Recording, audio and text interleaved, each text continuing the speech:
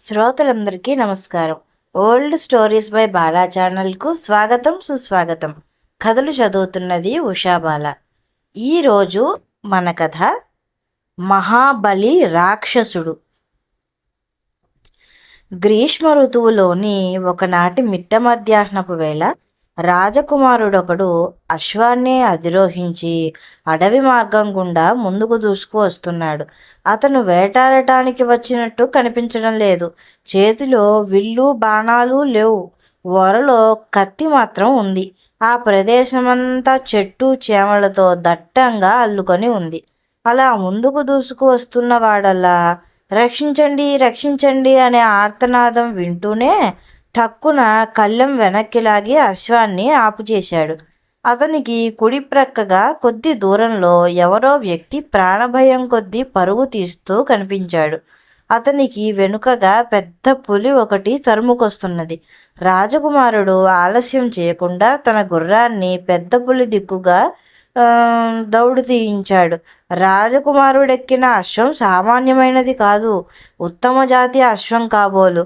గాలి కంటే వేగంగా మెరుపు తీగలా ముందుకు దూసుకు వెళ్ళి పరిగెడుతున్న మనిషికి తరుముకొస్తున్న పెద్ద పులికి మధ్యగా వెళ్ళి నిల్చుంది. రాజకుమారుడు వెంటనే వర నుంచి ఖడ్గం తీసి పెద్ద పులిని ఎదుర్కొనేందుకు సిద్ధంగా నిల్చున్నాడు. కొద్దిలో నోటికందే ఆహారం దూరమైందనే విషయం గ్రహించిన పెద్ద పులి రాజకుమారుణ్ణి చూస్తూనే ఠక్కున ఆగిపోయింది. పారిపోతున్న వ్యక్తి వెనుదిరిగి రాజకుమారుణ్ణి చూశాడు. అతన్ని చూసిన తర్వాత ఆ వ్యక్తికి ధైర్యం వచ్చింది కాబోలు. వెనుతిరిగి వచ్చి మొలలో ఉన్న బాకు తీసి రాజకుమారుడి వెనుకగా నిల్చున్నాడు.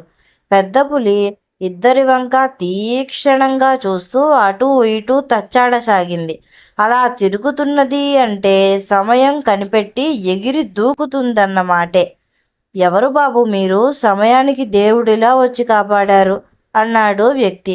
పులిదాడిని ఎలా ఎదుర్కోవాలో అని ఆలోచిస్తున్న రాజకుమారుడు పులి మీద నుంచి దృష్టి మళ్లించకుండా, సమయానికి రావడమైతే వచ్చాను, కానీ ఈ పులిని సంహరించినప్పుడు కదా మీ ప్రశంసలు అందుకోవటం జరిగేది.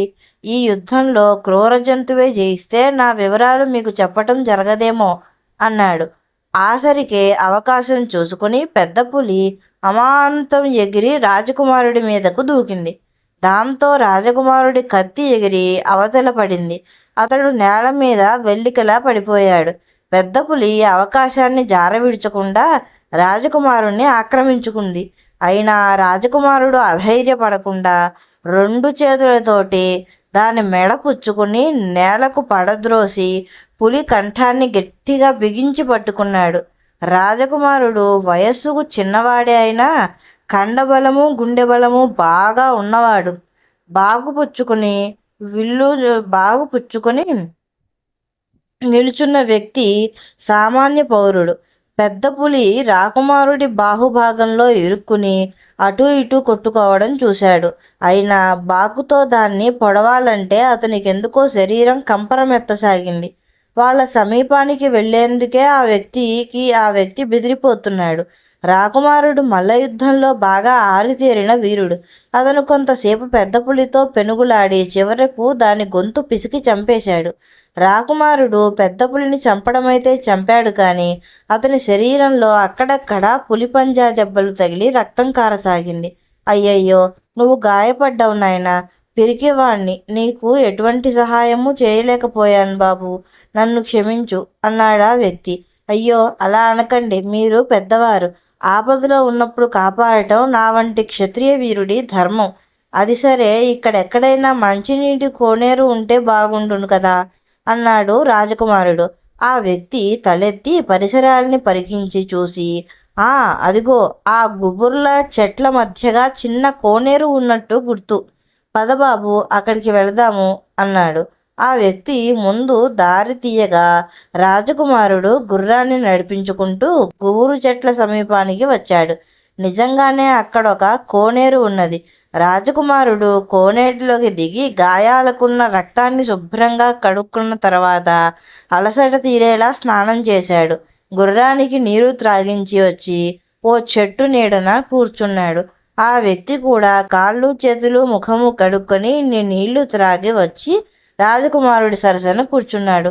నువ్వెవరివో, ఎక్కడి నుంచి వస్తున్నావో, ఎక్కడికి వెళ్తున్నావో ఇప్పుడు చెప్పు బాబు అంటూ ఆ వ్యక్తి రాజకుమారుణ్ణి ప్రశ్నించాడు. రాజకుమారుడు కొంత సేద తీరిన తర్వాత తన వృత్తాంతం చెప్పటం ప్రారంభించసాగాడు. కాంబోజ దేశాన్ని పాలించే కామదత్తుడు ప్రజారంజకంగా పాలించే ప్రభు అని ఎంతో పేరు ప్రఖ్యాతలు సంపాదించుకున్నాడు. అతని పట్టపురాణి అయిన కాదంబరీదేవి యువరాజు విజయదత్తుణ్ణి ప్రసవించిన కొద్ది రోజులకే కన్నుమూసింది. కామదత్తుడు భార్యా వియోగంలో సంవత్సరం పాటు రాచకార్యాలనే విసర్జించి విరాగిలా ఏకాంతవాసంలో ఉండిపోయాడు. విజయదత్తుని ఆలనా పాలనా యావత్తు అంతఃపుర దాసీలే చూడసాగారు. మహారాజా, పోయిన వారు తిరిగి వస్తారా? మీరిలా దుఃఖభారంతో కృంగిపోతే ప్రజలకు దిక్కు ఎవరు? యువరాజుల వారి ఆలనా పాలన మీరు కాక ఇంకెవరు చూస్తారు అంటూ ప్రధానమంత్రి గుణశేఖరుడు నచ్చజెప్పబోయాడు. కామదత్తుడు మందహాసం చేసి, గుణశేఖర, నాకు ఎవరి గురించి చింతలేదు. నన్ను లాలించి ప్రేమించే పట్టపురాణి నీ దారి నువ్వు చూసుకో అంటూ తన దారిని తాను వెళ్ళిపోయింది. ప్రజాపాలన అంటారా? మీరు చూసుకుంటూనే ఉన్నారు కదా. విజయుడి సంగతి అంటారా? అంతఃపుర దాసీలు ఉండనే ఉన్నారు. వాడు పుట్టాడు, నా హృదయ రాణి నన్ను వదిలి వెళ్ళిపోయింది. అటువంటి మాతృహంతకుడి ముఖం చూస్తే మహా పాపం చుట్టుకుంటుంది. వాడు నాకు పుట్టలేదనుకుంటాను అన్నాడు. గుణశేఖరుడు ఏదో చెప్పబోయాడు. మీరిక నాకేం చెప్పకండి, కొన్నాళ్ల పాటు రాజ్యభారాన్ని నిర్వహించండి అంటూ గద్దించాడు కామదత్తుడు. అనంతమైన కాలచక్రంలో నెలలు సంవత్సరాలు ఇట్టే గడిచిపోయాయి. విజయదత్తుడు 15 ఏళ్ల ఈడువాడయ్యాడు. అప్పటికీ కామదత్తుడు పట్టపురాణి తాలూకు దుఃఖభారాన్ని చాలా వరకు దించుకోగలిగాడు. అతడు మామూలుగా రాజకార్యాలు చూస్తున్నాడు కానీ విజయదత్తుడి విషయం పూర్తిగా పట్టించుకోవటం మానేశాడు. గుణశేఖరుడు విజయదత్తుడికి శస్త్రాస్త్ర విద్యలు, గుర్రపు స్వారీ బాగా నేర్పించాడు. 15 ఏళ్ల వయస్సుకే విజయదత్తుడు 25 వయస్సు ఉన్న వ్యక్తిలా దృఢంగా ఉండేవాడు. ఆ విధంగా మరి 2 సంవత్సరాలు కాలగర్భంగా కలిసిపోయాయి. ఒకనాడు కామదత్తుడు కొలువు తీరి ఉండగా కొందరు ఆటవికులు సభలోకి ప్రవేశించి, మహారాజా, మేము అడవి సరిహద్దు ప్రాంతంలో ఉండే జానపదులం. కొన్నాళ్లుగా క్రూర మృగాలు విజృంభించి మా పల్లెల మీద పడి జంతువుల్ని మనుషుల్ని ఎత్తుకుపోవటం ప్రారంభించాయి. కొంతవరకు మమ్మల్ని మేము కాపాడుకునేందుకే ప్రయత్నించాము. అయినా లాభం లేకపోయింది ప్రభు. అవి మందలు మందలుగా వస్తున్నాయి. అడవిలోని ఆ క్రూర మృగాలకు ఆహారం సరిగ్గా దొరక్క ఇలా పల్లెల మీదకి ఎగబడి వస్తున్నాయని మా అనుమానం. తమరు తగిన సిబ్బందితో వచ్చి క్రూర మృగాలను వేటాడి మాకు ప్రాణరక్షణ చేయవలసిందిగా కోరుతున్నాము అంటూ చేతులు జోడించారు. ప్రజాక్షేమం ప్రభువుల ప్రథమ కర్తవ్యం కనుక కామదత్తుడు తగిన సరంజామాతో కావలసిన సిబ్బందిని వెంట పెట్టుకుని అడవిలోని క్రూర మృగాలను వెంటాడేందుకు వెళ్ళాడు.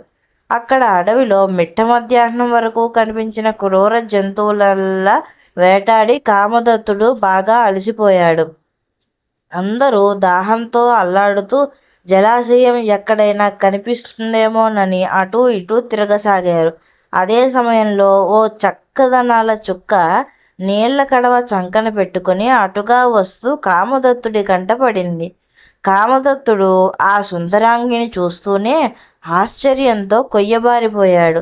ఆమె సౌందర్యం అతన్ని కామ వికారానికి లోను చేసింది. ఈమె వనకన్య, వనదేవత, లేక శాపవశాత్తు అడవిలో తిరుగుతున్న దివ్య భామిన అనుకున్నాడు. ఆమె సమీపంగా రాగానే, సుందరి, ఎవరు నీవు? ఈ అరణ్యంలో ఒంటరిగా ఎలా ఉంటున్నావు? నీ వాళ్ళెవరూ లేరా అంటూ ప్రశ్నించాడు. ఆ యువతి నవ్వి, మహారాజా, నేను భిల్ల యువతిని. ఇక్కడికి సమీపంగా ఉండే కోయగూడెంలో ఉంటున్నాను. నాకు నా అన్నవాళ్ళెవరూ లేరు అంది. నా అన్నవాళ్ళు ఎవరూ లేరు అనగానే కామదత్తుడి మదిలో కామజ్వరం హెచ్చటం ప్రారంభమైంది. చూడు సుందరి, నేను ఈ దేశాన్ని ఏలే మహారాజును. పట్టపురాణి పరమపదించి చాలా కాలమైంది. అప్పట్నుంచి ఏకాంతవాసం గడుపుతున్నాను. నాకు విజయదత్తుడు ఒక్కడే కొడుకు. నువ్వు నన్ను వివాహం చేసుకుంటే పట్టపురాణిని చేస్తాను. ఏమంటావ్? అన్నాడు. నిర్జన ప్రదేశంలో పెరిగే అడవి మల్లెతో నేను తీసుకువెళ్ళి రాజోద్యానవనంలో నాటుతాను అంటే కాదంటుందా? కానీ మహారాజా, ఇప్పుడు మీకు నా మీద అనురాగం ఉండొచ్చు. కొన్ని రోజులు పోయాక అనురాగం కాస్త అసహ్యంగా మారవచ్చు. అప్పుడు నా గదేమిటి? నాకు పుట్టిన సంతానం గతేమిటి? అంది భిల్లయోధి. కామదత్తుడు ఆమె చేయి పుచ్చుకొని ప్రమాణం చేస్తూ, నేనలా ఎన్నటికీ చేయను. నీకు పుట్టే కొడుకులకై రాజ్యాధికారాన్ని కట్టబెడతాను, సరేనా? అన్నాడు. బిల్లయువతి కామదత్తుడి వంక చూస్తూ, అదెలా సాధ్యం? యువరాజు విజయదత్తుడు ఉండగా నా కొడుకులకు రాజ్యాధికారం ఎలా వస్తుంది? అంది. విజయదత్తుడు పేరు వింటూనే కామదత్తుడి ముఖం చిట్లించుకొని, ఆ నష్టజాతకుడి పేరు నా ముందు ప్రస్తావించకు. అయినా అడిగావు కాబట్టి చెబుతాను విను. నా దృష్టిలో వాడు ఉన్నా లేకున్నా ఒక్కటే. నేను వాడి ముఖం కూడా సరిగ్గా చూడలేదింతవరకు. ఈ రాజ్యం నాది. నా ఇష్టం వచ్చిన వారికి కట్టబెట్టే అధికారం నాకు ఉంది.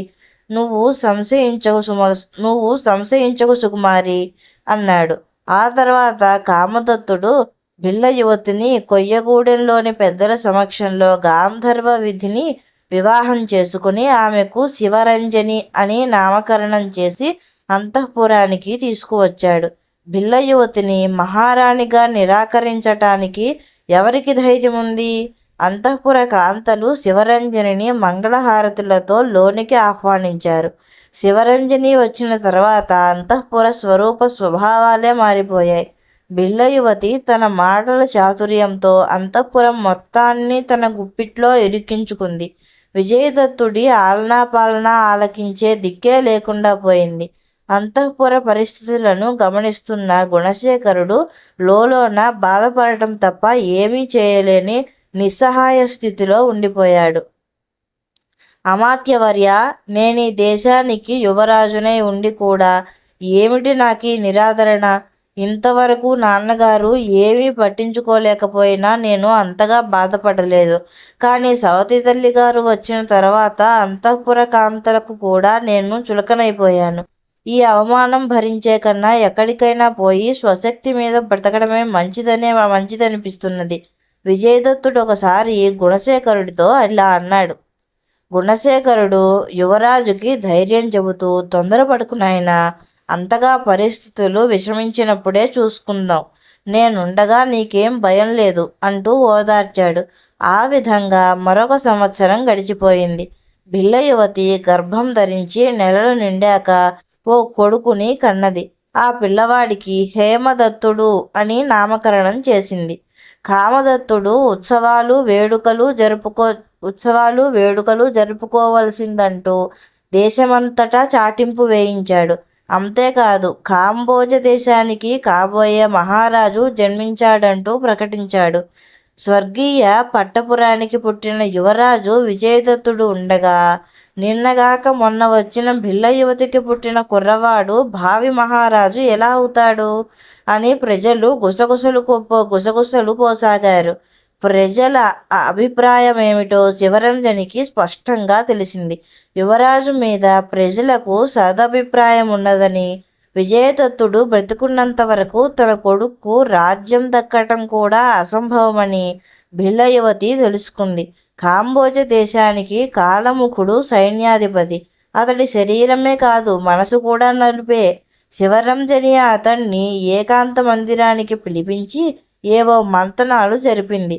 మీరు నిశ్చింతగా ఉండండి మహారాణి, ఆ వ్యవహారమంతా నాకు వదిలేయండి అన్నాడు కాలముఖుడు. ఆనాటి రాత్రి విజయదత్తుడు తన మందిరంలో నిద్రపోతుండగా బలమైన వ్యక్తులు 10 మంది వచ్చి అతన్ని బంధించి తీసుకువెళ్ళారు. విజయదత్తుడు తన తమ్ముడైన హేమదత్తుణ్ణి చంపేందుకు రాత్రి కత్తి పుచ్చుకు వచ్చాడట. అంతఃపుర రక్షక భటులు అప్రమత్తంగా ఉండబట్టి విజయదత్తుడు దొరికిపోయాడు. కానీ లేకపోతే యువరాజు హేమదత్తుడితో పాటు మహారాణి శివరంజనీదేవి కూడా ప్రాణాలు పోగొట్టుకుని ఉండేది అనే వార్తతో అంతఃపురం యావత్తు గుప్పుమంది.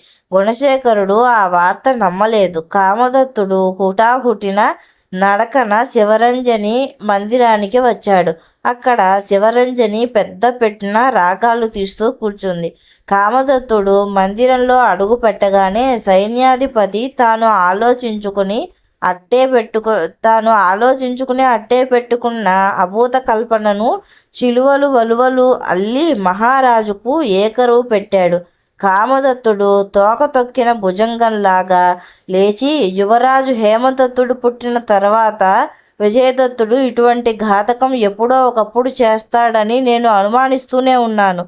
రాజభక్తి పరాయణుడైన కాలముఖుడి చాకచక్యం వల్ల ఈ గండం గడిచింది అన్నాడు.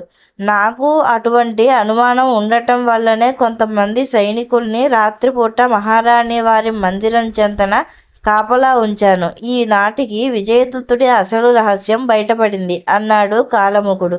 ఇటువంటి విషనాగు ముఖం చూడకూడదు. ఈడ్చుకు వెళ్ళి చెరసాలలో పడేయండి. తూర్పు తెల్లవారక ముందే అరణ్యానికి తీసుకువెళ్ళి తల ఖండించి పారేయండి అన్నాడు కామదత్తుడు. అదే సమయంలో అక్కడికి వచ్చిన గుణశేఖరుడు, మహారాజా కోపావేశంలో ఏమి ఆజ్ఞాపిస్తున్నారో మర్చిపోయారు. బాగా ఆలోచించండి. విజయదత్తుడు అటువంటి వాడు కాడు అన్నాడు. అయినా కామదత్తుడు వినలేదు. రాజభటులు విజయదత్తుణ్ణి ఈడ్చుకు వెళ్ళి చెరసాలలో పడేశారు. తెల్లవారక ముందే కొంతమంది సైనికులు విజయదత్తుడి పెడరెక్కలు విరిచికట్టి అరణ్యానికి తీసుకువచ్చారు. అక్కడ వాళ్ళు విజయదత్తుడి శిరస్సు ఖండించే సమయానికి ఎక్కడి నుంచో కొన్ని బాణాలు వచ్చి సైనికుల ప్రాణాలను తీసాయి. మిగిలిన వారు ఆశ్చర్యపోయి చూస్తుండగా ముసుగు ధరించిన వ్యక్తులు కొందరు చెట్ల మీద నుంచి కిందకు దూకి చావగా మిగిలిన సైనికులను తిన్నగా యమపురికి పంపించేశారు. ముసుగు మనుషులు విజయదత్తుణ్ణి బంధ విముక్తుణ్ణి చేశారు. ఎవరు మీరు? నన్నెందుకు విడిపించారు అని విజయదత్తుడు వాళ్ళను ప్రశ్నిస్తుండగానే ఓ చెట్టు చాటు నుంచి గుణశేఖరుడు యువతలకి వచ్చాడు. యువరాజా, వాళ్ళంతా నా అనుచరులు, స్వామి భక్తి పరాయణులు. ఇక్కడ ఏం జరిగింది? తన అనుచరులు ఏమైంది? కాలముఖుడికి కానీ మహారాజు గారి కానీ తెలియదు. ఇక్కడ శవాలు మటుమాయమవుతాయి. నువ్వు మరొక దేశం వెళ్ళి అజ్ఞాతవాసం గడుపు. కాలం కర్మం కలిసి వస్తే మళ్ళీ రాజధానికి వద్దువు గాని. నీ ధర్మమే నిన్ను కాపాడుతుంది. వెళ్ళిరా అంటూ గుణశేఖరుడు వెనుతిరిగి చూశాడు. అతని ఉద్దేశం గ్రహించినట్టు ఓ ముసుగు వ్యక్తి తెల్లని పాల నురుగు వంటి అశ్వాన్ని, పొడవాటి ఖడ్గాన్ని తీసుకువచ్చాడు. గుణశేఖరుడు వాటిని విజయదత్తుడికిచ్చి, నాయనా విజయదత్త, నువ్వు మహావీరుడవు. వీరుడన్నవాడు ఎక్కడైనా వీరుడిగానే కాలం గడుపుతాడు. భగవంతుని అనుగ్రహం ఉంటే నువ్వు త్వరలోనే కాంబోజ దేశానికి మహారాజువి కాగలవు అంటూ ఆశీర్వదించాడు. విజయదత్తుడు అమాత్య శేఖరుడికి నమస్కరించి గుర్రాన్ని అధిరోహించాడు.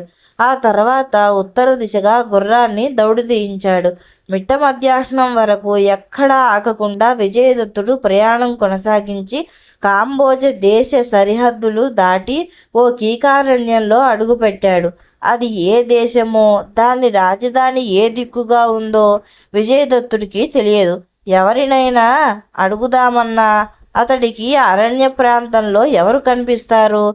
భగవంతుడా, ఏమిటి నాకు ఈ పరీక్ష? పుట్టిన నాడే తల్లిని పోగొట్టుకున్నందుకు బాధపడనా, లేక తండ్రి నిరాదరణకి కన్నీరు కార్చనా? పైగా సోదర హత్యకు పాల్పడినట్టు నా మీద నేరారోపణ ఏమిటి? ఆ కాలముఖుడు మహారాణి శివరంజని కలిసి నన్ను పన్నిన కుట్ర ఇది.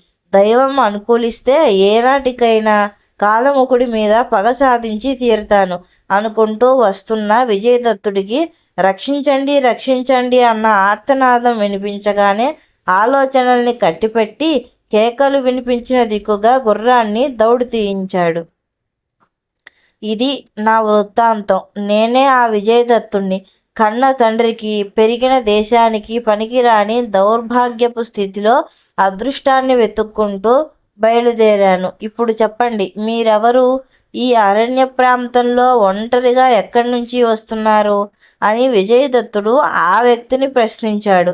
ఆ వ్యక్తి నవ్వి, రాకుమారా, నేను అతి సామాన్య వ్యక్తిని. కట్టెలు కొట్టి అమ్మగా వచ్చిన డబ్బుతో పొట్ట పోషించుకునే కడు పేదవాడిని. మామూలుగానే ఇవాళ కూడా కట్టెలు కొట్టేందుకు వచ్చాను. ఓ చోట పుల్లలు నరుకుతుండగా పెద్ద పులి నన్ను చూసి పరిగెత్తుకుంటూ వచ్చింది. నేను ప్రాణభయం కొద్దీ గొడ్డలి అక్కడే వదిలిపెట్టి పరుగులంఘించుకున్నాను. ఇంతలో నువ్వు వచ్చి నా ప్రాణాలు కాపాడావు. నీ రుణం జన్మజన్మలకు తీర్చుకోలేను నాయనా అన్నాడు. విజయదత్తుడు ఆ వ్యక్తి వంక సాదరంగా చూస్తూ, అయ్యా, ఇది ఏ దేశమో, రాజధానికి ఎటు వెళ్ళాలో, అక్కడికి వెళ్ళిన తర్వాత నాకేదైనా ఉద్యోగం లభిస్తుందా, ఈ దేశపు మహారాజు సహృదయుడేనా, వగైరా వగైరా వగైరా విషయాలన్నీ చెప్పండి చాలు అడిగాడు. ఆ వ్యక్తి కొంతసేపటి వరకు ఆలోచిస్తూ ఉండి చివరకు ఇలా చెప్పసాగాడు. రాజకుమారా, ఇది గాంధార దేశం. మా మహారాజు పేరు పుష్పదంతుడు. దయార్ద్ర హృదయం కలవాడు. మా మహారాజు గారికి లేక లేక చాలా కాలానికి ఓ కుమార్తె కలిగింది. ఆమె పేరు మణిమేఖల. యుక్త వయస్సు వచ్చిన తర్వాత మహారాజు గారు ఆమెకు తగిన వీరుని కోసం అన్వేషణ చేయడం ప్రారంభించారు. ఈలోగా ఓ మహా అద్భుతం జరిగింది. మహా అద్భుతమా? ఏమిటది? విజయదత్తుడు ప్రశ్నించాడు. మణిమేఖల చెల్లికత్తెలతో ఆనందంగా విహరించేందుకు, జలక్రీడలాడేందుకు మహారాజు గారు ఉద్యానవనాన్నొక దానిని, సుందర సరోవరాన్ని చేయించారు. మణిమేఖల సాయంకాలపు వేళ చెలికత్తెలతో అక్కడకు వెళ్ళి షికారుగా తిరిగి వస్తుండేది. ఒకనాడు, అంటే మొన్న నీ మధ్యనే యువరాణి చెలికత్తెలతో ఉద్యానవనానికి వెళ్ళింది. అక్కడ వాళ్ళంతా కొంతసేపు సరదాగా కాలక్షేపం చేసిన తర్వాత అంతఃపురానికి బయలుదేరదామనుకుంటుండగా ఓ విచిత్రం జరిగింది. వాళ్ళు చూస్తుండగానే ఉద్యానవనంలో తుఫాను చెలరేగింది. గాలి ఉధృతంగా వీచడం ప్రారంభించింది. పైన చూస్తే ఒక్క మబ్బు తునక కూడా లేదు. ఏమిటి అకాల తుఫాను బీభత్సం అని వాళ్ళు అనుకుంటుండగానే రాక్షసుడొకడు వికటాట్టహాసం చేసుకుంటూ రాజకుమారి ముందు ప్రత్యక్షమయ్యాడు. వాడి భీకరాకారం చూస్తూనే రాజకుమారి తెలివి తప్పి నేల మీదకి ఒరిగిపోయింది. అది చూసిన చెలికత్తెలు భయంతో పొలికేకలు పెడుతూ అటూ ఇటూ పరిగెత్తడం ప్రారంభించారు. ఆ తర్వాత రాక్షసుడు రాజకుమారిని భుజానకి ఎత్తుకుని సుడిగాలితో పాటే పైకి లేచాడు. వాడు రాకుమారిని ఎత్తుకుని ఆకాశ మార్గాన ఎగురుకుంటూ వెళ్ళటం చెలికత్తెలందరూ చూశారు. అయినా వాళ్ళేం చేయగలరు? చెలికత్తెలంతా ఏడుస్తూ ఎగచీదుతూ అంతఃపురానికి వచ్చి తాము చూసిన సంగతి యావత్తు మహారాజుకి మనవి చేశారు. పాపం ఆయన మాత్రం ఏం చేయగలడు? ఏ శత్రురాజులో విద్రోహులో అయితే సైన్యాన్ని వెంటబెట్టుకు వెళ్ళి యుద్ధం చేసి విజయమో వీరస్వర్గమో తేల్చుకునేవాడు. కానీ వాడు మాయలు మంత్రాలు తెలిసిన రాక్షసుడు కదా. వాడు ఎక్కడుంటాడని వెతకటం. అప్పట్నుంచి మహారాజు గారు రాజకార్యాలన్నింటినీ మంత్రుల మీద విడిచిపెట్టి పాపం దుఃఖసాగరంలో మునిగిపోయి ఉన్నాడు. ఈ సమయంలో నువ్వు నీ అదృష్టాన్ని పరీక్షించుకోవడం మంచిది నాయనా. నువ్వు వీరాధి వీరుడవు. ధైర్యలక్ష్మి నీకు తోడుగా ఉంటుంది. రాజకుమారిని తీసుకువెళ్ళిన ఆ రాక్షసుడెవరో, ఎక్కడ ఉంటాడో తెలుసుకొని రాజకన్యను తిరిగి తీసుకురాగలిగావంటే రాజ్యంతో పాటు రాకుమారి కూడా దక్కుతుంది అంటూ కట్టెలవాడు రాకుమారి విషయం చెప్పాడు. విజయదత్తుడు ఆలోచిస్తూ, అలాగా, అయితే ఆ రాక్షసుడి విషయం ఏమిటో అంతు తేల్చవలసిందే. మీరు చెప్పినట్టు నా అదృష్టాన్ని పరీక్షించుకోవటానికి ఇంతకన్నా మంచి అవకాశం లభించదు. తక్షణం నేను మహారాజు గారిని చూడాలి అన్నాడు. అదేమంత కష్టం కాదు. తన కూతురి అన్వేషణలో తన కూతురు అన్వేషణలో వెళ్ళవలసిన ఆమెను తీసుకువచ్చిన వారికి ఆమెనిచ్చి వివాహం చేయటమే కాకుండా రాజ్యానికి ఉత్తరాధికారిని చేస్తానని కూడా మహారాజు గారు ప్రకటించారు. నువ్వు తిన్నగా వెళ్ళి వారిని కలుసుకోవచ్చు అని చెప్పాడు కట్టెలవాడు. ఎవరు నువ్వు? ఇంత సుకుమారంగా ఉన్నా నువ్వు రాక్షసుణ్ణేం జయించగలవు అన్నాడు పుష్పదంతుడు.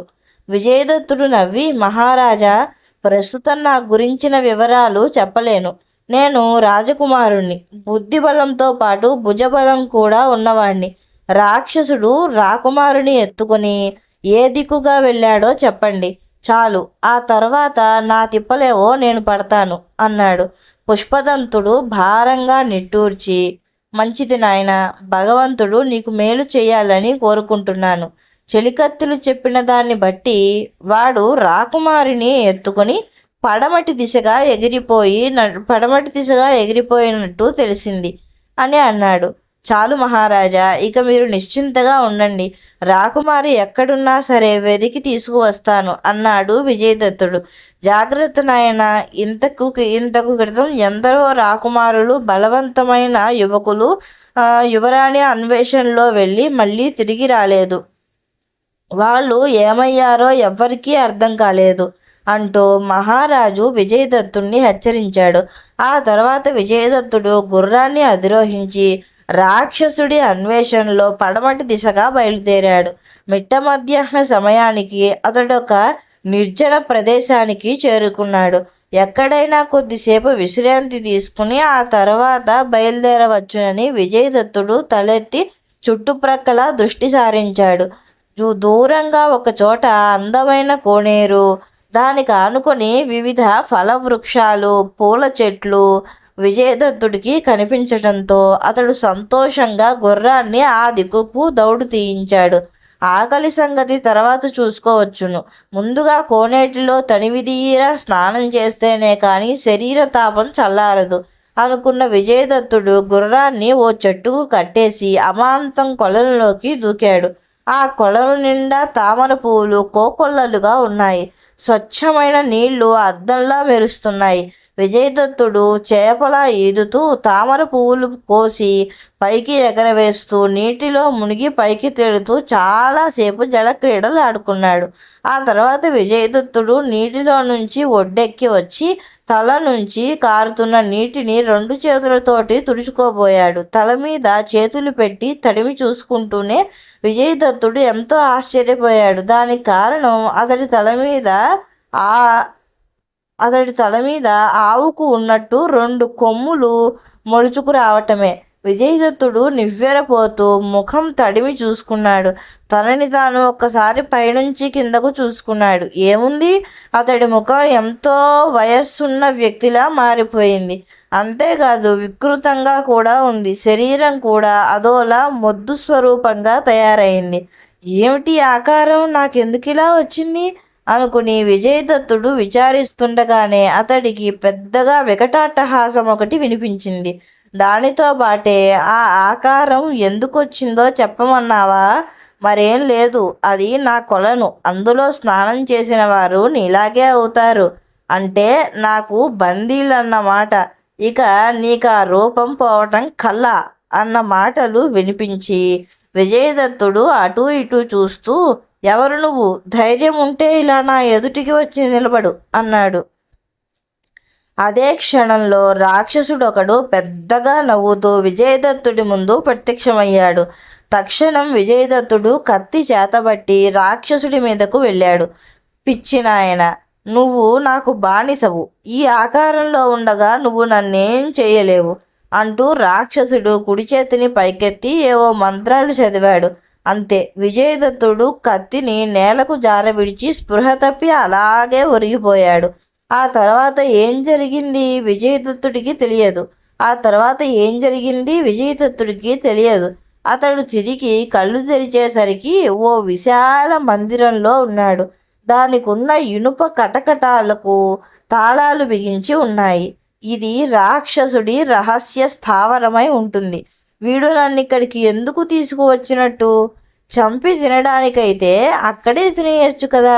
నన్ను ప్రాణాలతో తీసుకురావటానికి ఏదో ప్రబల కారణమే ఉండి ఉంటుంది అనుకున్నాడు విజయదత్తుడు. అతడు నెమ్మదిగా లేచి కటకటాల తలుపు సందుల గుండా అటూ ఇటూ బయటకి దృష్టి సారించి చూశాడు. కానీ ఎక్కడా ఒక్క ప్రాణి కూడా కనిపించలేదు.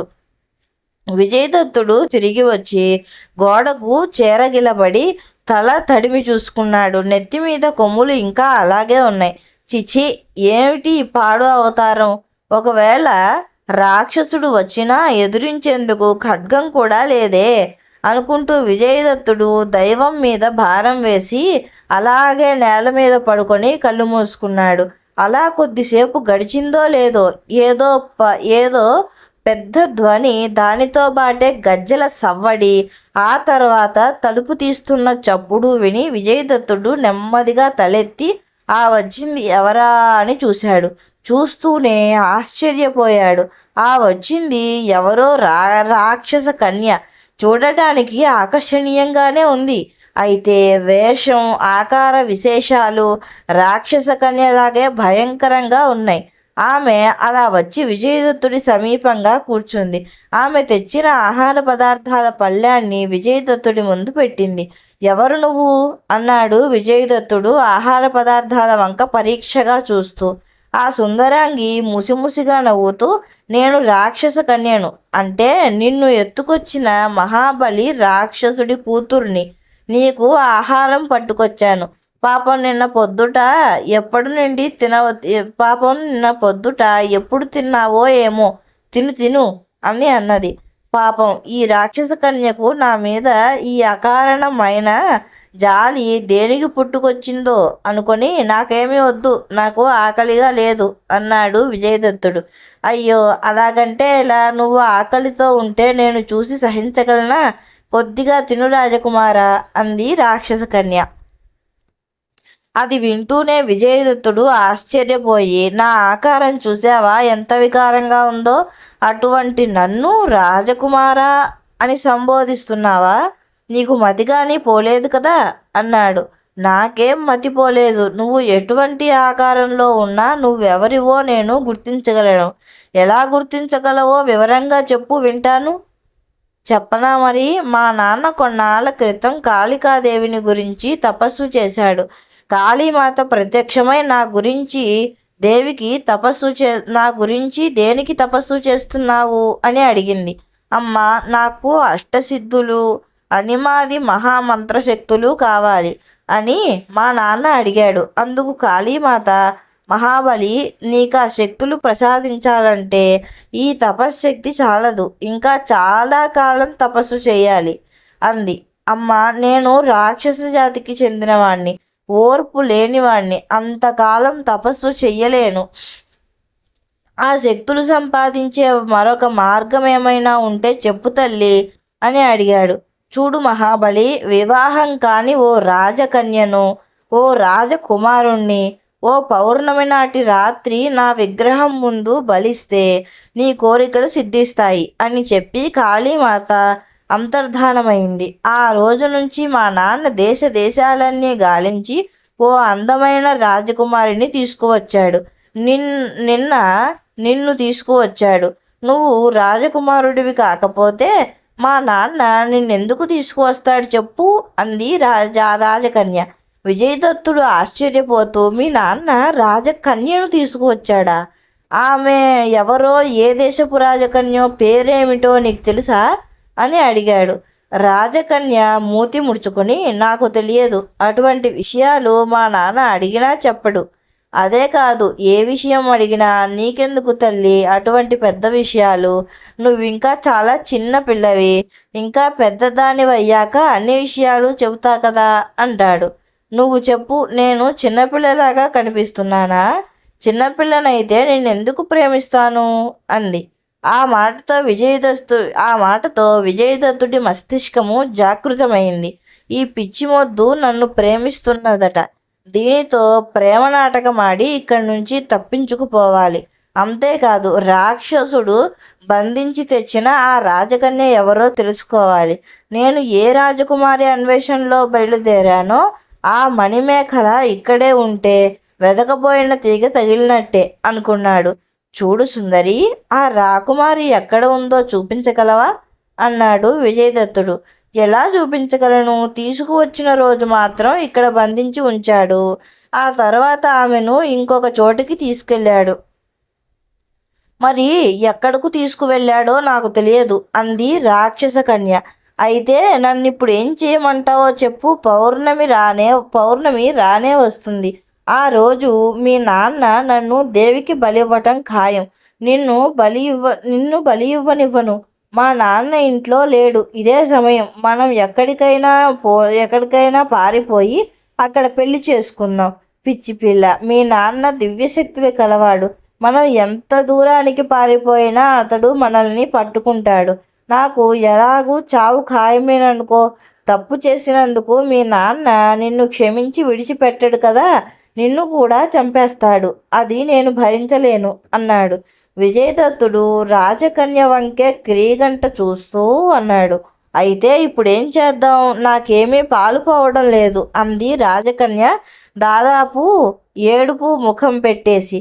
విజయదత్తుడు రాజకన్యను ఓదారుస్తూ, నాకొక ఉపాయం తోస్తున్నది. అలా చేస్తే మన వివాహము ఏ ఆటంకాలు లేకుండా దివ్యంగా జరుగుతుంది అన్నాడు. రాజకన్య ఎగిరి గంతేసినంత పని చేసి, ఏమిటా ఉపాయం? త్వరగా చెప్పు అంది. మరేం లేదు, మనిద్దరం కలిసి మీ నాన్నను చంపేయటమే అన్నాడు విజయదత్తుడు. ఆ అంటూ రాక్షస కన్య శిలాప్రతిమలాగా ఉండిపోయింది. నీకిష్టం లేకపోతే వద్దులే. పౌర్ణమి నాడు ప్రాణాలు పోగొట్టుకునేది నేనే కదా, నీకేమిటి బాధ అన్నాడు విజయదత్తుడు బాధపడుతూ. రాక్షస కన్య తెప్పరిల్లి, అలా అనకురా కుమారా, నిన్ను పోగొట్టుకోలేను, అలాగని మా నాన్నని కూడా చంపుకోలేను. గొప్ప చిక్కే వచ్చిందే అంది. ఏ పిచ్చి పిల్ల, మీ నాన్న ఇవాళ ఉంటాడు, రేపు ఉండడు. జీవితాంతం నిన్ను పోషించవలసింది నేనే కదా. అటువంటి నా కోసం మీ నాన్నను వదులుకోలేకపోతే అతను నన్ను దేవికి బలి ఇచ్చేస్తాడు. ఆ తర్వాత జీవితాంతం ఏడుస్తూ నిద్రాహారాలు మాని ప్రాణాలు పోగొట్టుకునేది నువ్వే కదా. చూడు, మీ నాన్నని నువ్వే చంపవలసిన అవసరం లేదు. అతన్ని నేనే చంపుతాను. అప్పుడు నీకు పితృహంతకురాలు అనే నెపం రాదు, తెలిసిందా అన్నాడు విజయదత్తుడు. రాక్షస కన్య చాలాసేపు ఆలోచిస్తూ కూర్చుండిపోయింది. నీకు నా మీద ప్రేమ ఉందనుకున్నాను. నాకంటే నీకు మీ నాన్నే ఎక్కువైనప్పుడు నా మీద ప్రేమ ఉన్నట్టు చెప్పటం దేనికి అన్నాడు విజయదత్తుడు కోపము అభినయిస్తూ. రాక్షస కన్య అతడి నోరు మూసి, అంత మాట అనకు ప్రభు. తండ్రి అన్న మమకారం కొద్దీ అలా మాట్లాడానే తప్ప నీ మీద లేక కాదు. సరే, మా నాన్నని చంపేద్దాం. నన్ను ఇప్పుడు ఏం చేయమంటావో చెప్పు. నువ్వు అగ్నిలో దూకమన్నా దూకేస్తాను అంది. నువ్వు అగ్నిలో దూకితే నేను ఒంటరి వాణ్ణి అయిపోతాను. అదేం వద్దు. కానీ మీ నాన్న ప్రాణాలు ఎందులో ఉన్నాయో ఆ రహస్యం మాత్రం తెలుసుకో చాలు. రాక్షసులు తమ ప్రాణాలను ఎవరికీ తెలియని రహస్య స్థావరంలో ఉంచుతారని నాకు తెలుసు. అది కనుక్కో ముందు అన్నట్టు పౌర్ణమి ఎప్పుడు అని విజయదత్తుడు అడిగాడు. రాక్షస కన్య ఏవో గుణించుకుంటూ వేళ్ళు లెక్క పెట్టుకుని, ఇంకా వారం రోజులు ఉన్నది అని అన్నది. మనకు వ్యవధి చాలదు. నువ్వు ఆ రహస్యాన్ని త్వరగా తెలుసుకోవాలి. తప్పకుండా తెలుసుకుంటాను. కానీ మా నాన్న చనిపోయిన తర్వాత నువ్వు నన్ను వదిలేసి వెళ్ళిపోవు కదా. అప్పుడు మా నాన్న లేక నువ్వు లేక నేను దిక్కులేని దాన్ని అయిపోతాను అంటూ రాక్షస కన్య కంటతడి పెట్టుకున్నది. రాక్షస కన్య మాటలకు విజయదత్తుడు ఎంతో బాధపడ్డాడు. అయినా ఆమెను మోసం చేయక తప్పలేదు. నన్ను నేను రక్షించుకోవాలి, మణిమేఖలను రక్షించాలి అనుకుంటూ పైకి, సుందరి, నువ్వేం దిగులు పడకు, నీకొక ఆధారం చూపిస్తాను అన్నాడు. ఆధారం ఎవడికి కావాలి? నువ్వు నన్ను అగ్నిసాక్షిగా వివాహం చేసుకోవటం కావాలి. అలా మాటిస్తేనే నేను ఆ రహస్యం తెలుసుకుంటాను అంది రాక్షస కన్య. విజయదత్తుడు ఆలోచించి, సరే, నిన్ను వివాహం చేసుకుంటానని వాగ్దానం చేస్తున్నాను అన్నాడు. అది విన్న తర్వాత రాక్షస కన్య చెంగున లేచి లేడిగా గెంతుతూ మందిరం వదిలి బయటికి వెళ్ళిపోయింది. విజయదత్తుడు ఏవేవో ఆలోచించుకుంటూ రాక్షస కన్య తెచ్చిన భోజనాన్ని తినడం ప్రారంభించాడు. ఎక్కడికో వెళ్ళిన మహాబలి రాక్షసుడు తిరిగి వచ్చాడు. అతడి కోసం రాక్షస కన్య ఎన్నో రుచికరమైన మాంసపు వంటకాలు తయారు చేసి సిద్ధంగా ఉంచింది. మహాబలి వస్తూనే ఆవురావురుమంటూ వాటినన్నింటినీ తినేసిన తర్వాత రాక్షస కన్య ఓ పెద్ద గిన్నెలో ద్రాక్ష సారాయి పోసి వాడి చేతికిచ్చింది. మహాబలి దాన్ని గుటగుటా ఒక్క గుక్కలో తాగేసి బ్రేవుమని తేంచేశాడు. రాక్షస కన్య గిన్నె నిండా మళ్ళీ మధువు నింపింది. రాక్షసుడు ఈసారి కూడా దాన్ని పూర్తిగా తాగేసి అటు ఇటు ఊగటం ప్రారంభించాడు. మత్తు తలకెక్కిందని నిర్ధారణ చేసుకున్న తర్వాత రాక్షస కన్య నెమ్మదిగా తండ్రి పక్కన కూర్చుంది. ఏమిటి తల్లి, ఇవాళ ఇంత అద్భుతంగా వంట చేశావు? ఏదైనా విశేషం ఉందా అని రాక్షసుడు కూతురుని అడిగాడు. ఏం లేదు నాన్న, నేను తప్ప నిన్ను ఆలనా పాలనా చూసే వాళ్ళు ఎవరున్నారు చెప్పు? అలసిపోయి వస్తావు కదా అని ఇవన్నీ తయారు చేసి ఉంచాను అంది రాక్షస కన్య. అది సరే, ఆ గదిలో బంధించబడిన వ్యక్తికి భోజనం పెట్టావా? పెట్టాను. అతను మణిమేఖల అనే రాజకన్యను వెతుక్కుంటూ వచ్చాడట. అప్పుడెప్పుడో నువ్వు తీసుకువచ్చిన రాకుమారే మణిమేఖల కాదు కదా? కాకపోవడం ఏమిటి, ఆవిడే మణిమేఖల. రాక్షస కన్య ఒక విషయాన్ని రాబట్టగలిగినందుకు సంతోషిస్తూ మణిమేఖల ఇప్పుడు ఎక్కడుంది అని అంటూ ప్రశ్నించింది. ఇక్కడేమన్నా స్థావరంలో భూగృహం ఒకటున్నది, అందులో ఉంది మణిమేఖల. పాపం, ఆమెకు ఆహారం ఎవరు పెడతారు నాన్న? రాతి బొమ్మకు ఆహారం దేనికమ్మా? నేను ఆమెను శిలాప్రతిమలాగా మార్చేశాను. అలాగా? మరి ఆమెకు పౌర్ణమిలోగా అసలు రూపు రాదా? ఆమె తిరిగి మనిషిగా మారాలంటే ఏ మంత్రం ప్రయోగిస్తావు నాన్న? ఆ మంత్రం నాకు ఉపదేశించవు? ఏమీ తోచనప్పుడు మణిమేఖలను మనిషి చేసి ఆమెతో సరదాగా కబుర్లు చెప్పుకుంటాను. అది వింటూనే మహాబలి రాక్షసుడు విచారంగా ముఖం పెట్టి, ఆ మాత్రం శక్తి ఉంటే ఇకనేం తల్లి, నాకు ఆ శక్తి లేదు. మనుషుల్ని రాళ్ళుగా మార్చగలనే కానీ తిరిగి మనుషులుగా మార్చే మంత్రం మాత్రం నాకు తెలియదు అని అన్నాడు. అయితే మణిమేఖలను పౌర్ణమి నాడు మనిషిగా ఎలా మారుస్తావు? రాక్షసుడు భారంగా నిట్టూర్చి, కంకాళ ద్వీపంలో అంకాలమ్మ అని ఓ మాంత్రికురాలు ఉంది. అది నాకు చిన్నప్పటి స్నేహితురాలు. దానికి ఎన్నో మహిమలు మంత్రాలు తెలుసు. అవసరమైనప్పుడు దాన్ని ఇక్కడికి తీసుకువస్తాను. రాతి బొమ్మల్ని మనుషులుగా మార్చి తిరిగి వెళ్ళిపోతుంది. అంతే తప్ప ఆ మంత్రాన్ని బోధించమని ఎన్నిసార్లు అడిగినా అది ససేమిరా చెప్పనంది అని అన్నాడు. ఆ తర్వాత రాక్షస కన్య వెక్కి వెక్కి ఏడవటం ప్రారంభించింది. అయ్యో, అదేమిటి తల్లి, ఏడుస్తున్నావెందుకే అని రాక్షసుడు కూతుర్ని అడిగాడు.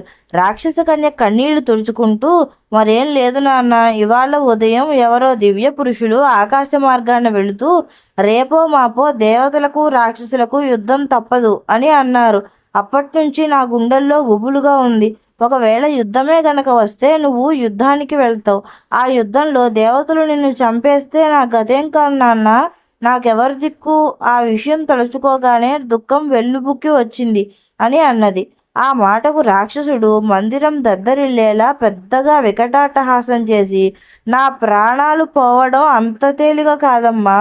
అలాంటి ప్రమాదాలు జరుగుతాయనే నా ప్రాణాలను ఓ పాములో భద్రపరిచి నా ముక్కు పుటాల్లో దాచుకున్నాను అని అన్నాడు. రాక్షస కన్య ఆశ్చర్యపోతూ, నీ ప్రాణాలు శరీరంలో కంటే ముక్కులో ఉన్న నాగుపాములో భద్రంగా ఎలా ఉంటాయి అని అంది. అక్కడే ఉంది కిటుకు. ఆ నాగుపాము ప్రాణాలు భువనగిరి గుహలో ఉన్న ఓ సింహం మెదడులో భద్రపరిచాను. ఆ సింహాన్ని ఎక్కడ కొట్టినా చావదు. ఒకే ఒక్క దెబ్బకు దాని తల పచ్చడి చేస్తే నాగుపాము చచ్చిపోతుంది. నాగుపాము చావగానే నేను చచ్చిపోతాను, తెలిసిందా? అదేమంత తేలికైన విషయం కాదు కానీ ఇక నిశ్చింతగా ఉండు. అంటూ రాక్షసుడు అలాగే పడి గుర్రు పెట్టి నిద్రపోయాడు. అది రాత్రి సమయం. రాక్షస కన్య నెమ్మదిగా నడుచుకుంటూ విజయదత్తుడు ఉంటున్న మందిరంలోకి వచ్చింది. ఏం తెలుసుకున్నావు అని అడిగాడు విజయదత్తుడు. రాక్షస కన్య తాను తెలుసుకున్న విషయాలన్నీ పూసగుచ్చినట్లు ఏకరువు పెట్టినట్టు చెప్పింది. బ్రహ్మాండం, నువ్వు నాకు తగిన భార్యవు. మీ నాన్నను సంహరించిన తర్వాత నిన్ను తప్పకుండా వివాహం చేసుకుంటాను అన్నాడు. రాక్షస కన్య ఎంతో మురిసిపోతూ, రేపు ఉదయాన్నే మా నాన్న బయటకు వెళ్తాడు. అతను అలా వెళ్ళిన వెంటనే నిన్ను విడిపించి ఈ రహస్య స్థావరం బయటకు పంపిస్తాను. నువ్వు భువనగిరి గుహకు వెళ్ళి ఆ సింహాన్ని వధించిరా అని అన్నది. అలాగే అన్నాడు విజయదత్తుడు. తెల్లవారగానే మహాబలి రాక్షసుడు లేచి విజయదత్తుడు ఉంటున్న మందిరం దగ్గరకు వచ్చాడు.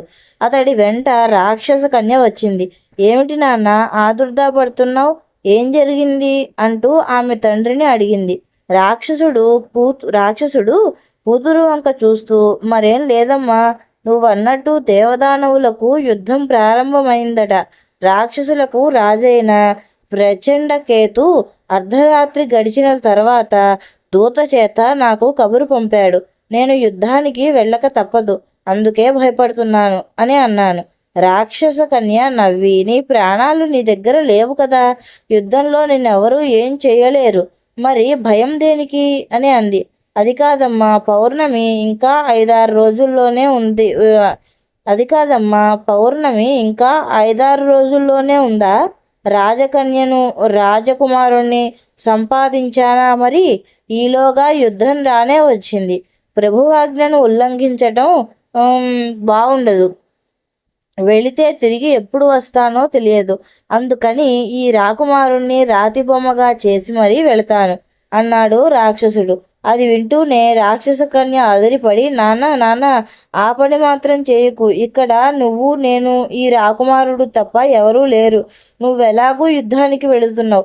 ఈ రాజకుమారుణ్ణి రాతి బొమ్మలా మారిస్తే నేనిక ఎవరితో కబుర్లు చెప్పుకోను. అంచేత ఇతన్ని ఇలాగే ఉంచు అని అన్నది. రాక్షసుడు ఆలోచించి, ఈ రాజకుమారుణ్ణి రాతి బొమ్మగా మార్చను, కానీ ఓ పని చేస్తాను. నువ్వు అసలే చిన్నపిల్లవి, మనుషులు బహు తెలివిగలవారు. నిన్ను మోసం చేసి వీడు తప్పించుకుపోవచ్చు. అలా చెయ్యకుండా కట్టుదిట్టం చేస్తాను అంటూ వాడు ఏవో మంత్రాలు చదివాడు. రాక్షసుడు అలా మంత్రాలు చదవగానే విజయదత్తుడి చుట్టూ మాయాజాలం ఒకటి అల్లిబిల్లిగా అల్లుకుపోయింది. నేను వచ్చే వరకు రాజకుమారుడు అలాగే ఉంటాడు. నువ్వు మాట్లాడితే మాట్లాడతాడు. వీడికి ఆకలి దప్పులు ఉండవు, ఎదుగు బొదుగు ఉండదు. కృషించడం అన్నదే జరగదు. నేను త్వరలోనే వచ్చేస్తాను అంటూ రాక్షసుడు సుడిగాలిలా మారి ఆకాశం మీదకు లేచాడు. రాక్షస కన్య హతాశురాలై అక్కడే కుప్పకూల పడిపోయింది. చూస్తుండగానే 10 సంవత్సరాలు కాలగర్భంలో కలిసిపోయాయి. కామదత్తుడు భోగలాలసుడు కావటం వల్ల వృద్ధాప్యం అతన్ని లొంగదీసుకుంది. విజయదత్తుడు ఏమైంది ఎవరికీ తెలియకుండా పోయింది. రెండవ రాజైన హేమదత్తుడు పసివాడు. ఇవన్నీ శత్రురాజులకు ఎంతో అవకాశాన్ని ఇచ్చాయి. అంతేకాదు, 4 రాజులు కూడబలుకొని కాంభోజ దేశం మీదకి సైన్యం సమేతంగా దండెత్తి వచ్చారు. మంత్రి గుణశేఖరుడు మహారాజు దర్శనం చేసుకొని, ప్రభు, రక్తపాతం వల్ల ప్రయోజనం లేదు. శత్రువులు మనకు 4 ఎక్కువగా ఉన్నారు. మీరు మహారాణిని, యువరాజుని తీసుకుని ఎక్కడికైనా పారిపోండి. బొందిలో ప్రాణాలుంటే ఇవాళ కాకపోతే రేపైనా రాజ్యం సంపాదించుకోవచ్చు అని హితవు చెప్పాడు. మహామంత్రి, నేనే అంతఃపురంలో పుట్టాను, ఇక్కడే పెరిగాను, రాజ్యపాలన కొనసాగించాను. ఈ దేహం కూడా ఇక్కడే మట్టిలో కలిసిపోవాలి. ఏది శాశ్వతం? అందుచేత నేను అంతఃపురం వదిలి ఎక్కడికి వెళ్ళను. యువరాజుని మాత్రం ఈ ప్రదేశం నుంచి తప్పిస్తాను అన్నాడు మహారాజు. కామదత్తుడి అంగరక్షకుల్లో ప్రసేనజిత్తు అనే విశ్వాసపాత్రుడు ఒకడు ఉన్నాడు. కామదత్తుడు వాణ్ణి రహస్యంగా పిలిపించి, చూడు ప్రసేనజిత్తు, శత్రువులు కోటను చుట్టుముట్టారు. మాకు జీవితాల మీద ఆశ లేదు. వంశాంకురాన్ని ఎలా రక్షించాలన్నదే పెద్ద సమస్యగా ఉన్నది. నీకన్నా నమ్మదగ్గ వారు నాకెవరున్నారు? యువరాజు హేమదత్తుణ్ణి నీ ఆధీనం చేస్తున్నాను. కావలసినంత ధనం తీసుకుని రహస్య మార్గం గుండా యువరాజుని తీసుకుని మరొక దేశం వెళ్ళిపో. జాతకం బాగుంటే యువరాజు మహారాజు అవుతాడు అంటూ చెప్పాడు. ప్రసేనజిత్తు మహారాజు గారి పాదాలకు నమస్కరించి, ప్రభు, ఈ శరీరం మీ ఉప్పు పులుసులతో పెరిగింది. నరనరాల్లో రాజభక్తి అనే రక్తం తప్ప మరేదీ ప్రవహించటం లేదు. యువరాజుని కన్న బిడ్డలాగే చూసుకుంటాను. నాకు తెలిసిన విద్యలే కాకుండా గురువుల చేత సకల శాస్త్రాలు నేర్పించే ఏర్పాటు చేస్తాను. బ్రతికి బాగుంటే యువరాజుని ప్రయోజకుణ్ణి చేసి నా ప్రభుభక్తిని నిరూపించుకుంటాను అన్నాడు. ఆ తర్వాత ప్రసేనజిత్తు కొంత ధనం తీసుకొని యువరాజైన హేమదత్తుణ్ణి వెంట పెట్టుకుని రహస్య మార్గం గుండా రాత్రికి రాత్రే కాంబోజ దేశ సరిహద్దుల్ని దాటి వెళ్ళిపోయాడు. శత్రురాజులు రక్తపాతం లేకుండానే కాంబోజ దేశాన్ని ఆక్రమించుకొని కామదత్తుణ్ణి మహారాణి శివరంజనిని బంధించి చెరసాలలో బంధించారు. హేమదత్తుణ్ణి తీసుకుని ప్రసేనజిత్తు కొన్ని రోజులు ప్రయాణం చేసిన తర్వాత సౌవీర దేశం చేరుకున్నాడు. సౌవీర దేశాన్ని చిత్రాంగుడు అనే మహారాజు పరిపాలిస్తున్నాడు. చిత్రాంగుడు దయాసాగరుడు, ధర్మాత్ముడు అయితేనేం అతడికి సంతానం లేని దిగులు నిరంతరము వేధిస్తున్నది. ప్రసేనజిత్తు తిన్నగా వెళ్ళి మహారాజు దర్శనం చేసుకొని, ప్రభు, నేను ఒకానొక మహారాజు కొలువులో అంగరక్షకుడిగా పనిచేశాను. విధి వైపరీత్యం వల్ల ఆ మహారాజు రాజ్యం శత్రువుల వశమైంది. నేను పొట్ట చేతబుచ్చుకొని అదృష్టాన్ని వెతుక్కుంటూ ఇలా వచ్చాను. ఈ కుర్రవాడు నా కుమారుడు, పేరు హేమదత్తుడు. నన్ను నేను పోషించుకుంటూ కుర్రవాడిని రక్షించుకోవాలి. అందుచేత తమరు ఏదైనా ఉద్యోగం ఇప్పిస్తే కృతజ్ఞుడనై ఉంటాను అని అన్నాడు. చిత్రాంగుడు కుర్రవాడి వంక రెప్పార్పకుండా చూశాడు. అతడికి రాజు లక్షణాలన్నీ కుర్రవాడి ముఖంలో కనిపించాయి. ఎంత చక్కని ముఖవర్చస్సు! మహారాజు కాదగ్గ లక్షణాలన్నీ నీ కొడుకు ముఖంలో స్పష్టంగా కనిపిస్తున్నాయి. ప్రసేనజిత్తు, నువ్వు అంగరక్షక ఉద్యోగం చేశావు కాబట్టి ఇక్కడ కూడా అదే ఉద్యోగం చేస్తే నేను సంతోషిస్తాను. అంతేకాదు, నువ్వు హేమదత్తుడు ఇక్కడే అంతఃపురంలోనే ఉండండి. కుర్రవాడికి కావలసిన విద్యాబుద్ధులన్నీ రాజకుమారుడి మాదిరిగా ఇక్కడే జరుగుతాయి. ఏమో, ఎవరు చెప్పగలరు? హేమదత్తుడు ఈ రాజ్యానికే మహారాజు కాగలడేమో అన్నాడు చిత్రాంగుడు మందహాసం చేస్తూ. యువరాజుకి తగిన స్థానం లభించినందుకు ప్రసేనజిత్తు ఎంతో సంతోషించాడు. హేమదత్తుడు అంతఃపురంలో యువరాజు భోగాలు అనుభవించసాగాడు. ఉపాధ్యాయులు అంతఃపురానికి వచ్చి సకల శాస్త్రాలు అతనికి నేర్పించసాగారు. ఆ విధంగా మరి 2 సంవత్సరాలు కాలగర్భంలో కలిసిపోయాయి. ప్రసేనజిత్తుకు కానీ యువరాజుకు కానీ అక్కడ ఎటువంటి లోపం లేకుండా కాలం గడిచిపోతున్నది.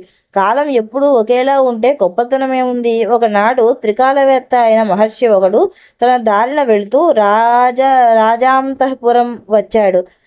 అతడు చిత్రాంగుడి ముఖం చూస్తూనే ఇలా అన్నాడు, మహారాజా, 4 రోజుల్లో నీ దేశానికి ఓ బ్రహ్మాండమైన ఆపద ముంచుకు రాబోతున్నది.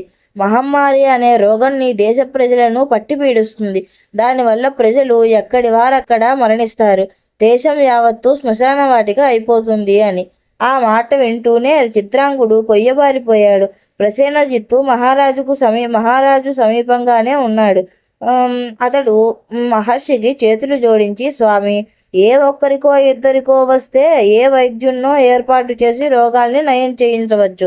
కానీ దేశం మొత్తం ఒక్కసారే మహమ్మారి విరుచుకుపడితే మహారాజు గారే కాదు, భగవంతుడు కూడా ఏం చేయలేడు. మీరు త్రికాలవేత్తలు, ఏం చేస్తే గండం నుంచి బయటపడగలమో ఆ మహమ్మారికి నివారణోపాయమేమిటో సెలవిస్తే ఆ విధంగానే చేస్తాము అన్నాడు. మహర్షి కళ్ళు మూసుకొని ఏదో ఆలోచిస్తూ తర్వాత కళ్ళు తెరిచి, మహారాజా, మీ రాజధాని నగరంలో ఓ కుర్రవాడు ఉన్నాడు. ఆ కుర్రవాడి కుడి భుజం మీద గవ్వ ఆకారంలో నల్లటి పుట్టుమచ్చ ఒకటి ఉంటుంది. ఆ కుర్రవాడిని ఈ 1 నెల రోజుల్లోగా కన్న తండ్రి తీసుకువెళ్ళి సముద్రం మధ్యలో పడద్రోసి రావాలి. కుర్రవాణ్ణి ఆ విధంగా త్యాగం చేస్తే మహమ్మారి తృప్తిపడి మీ రాజ్యాన్ని దాటి వెళ్ళిపోతుంది అంటూ చెప్పి వెళ్ళిపోయాడు.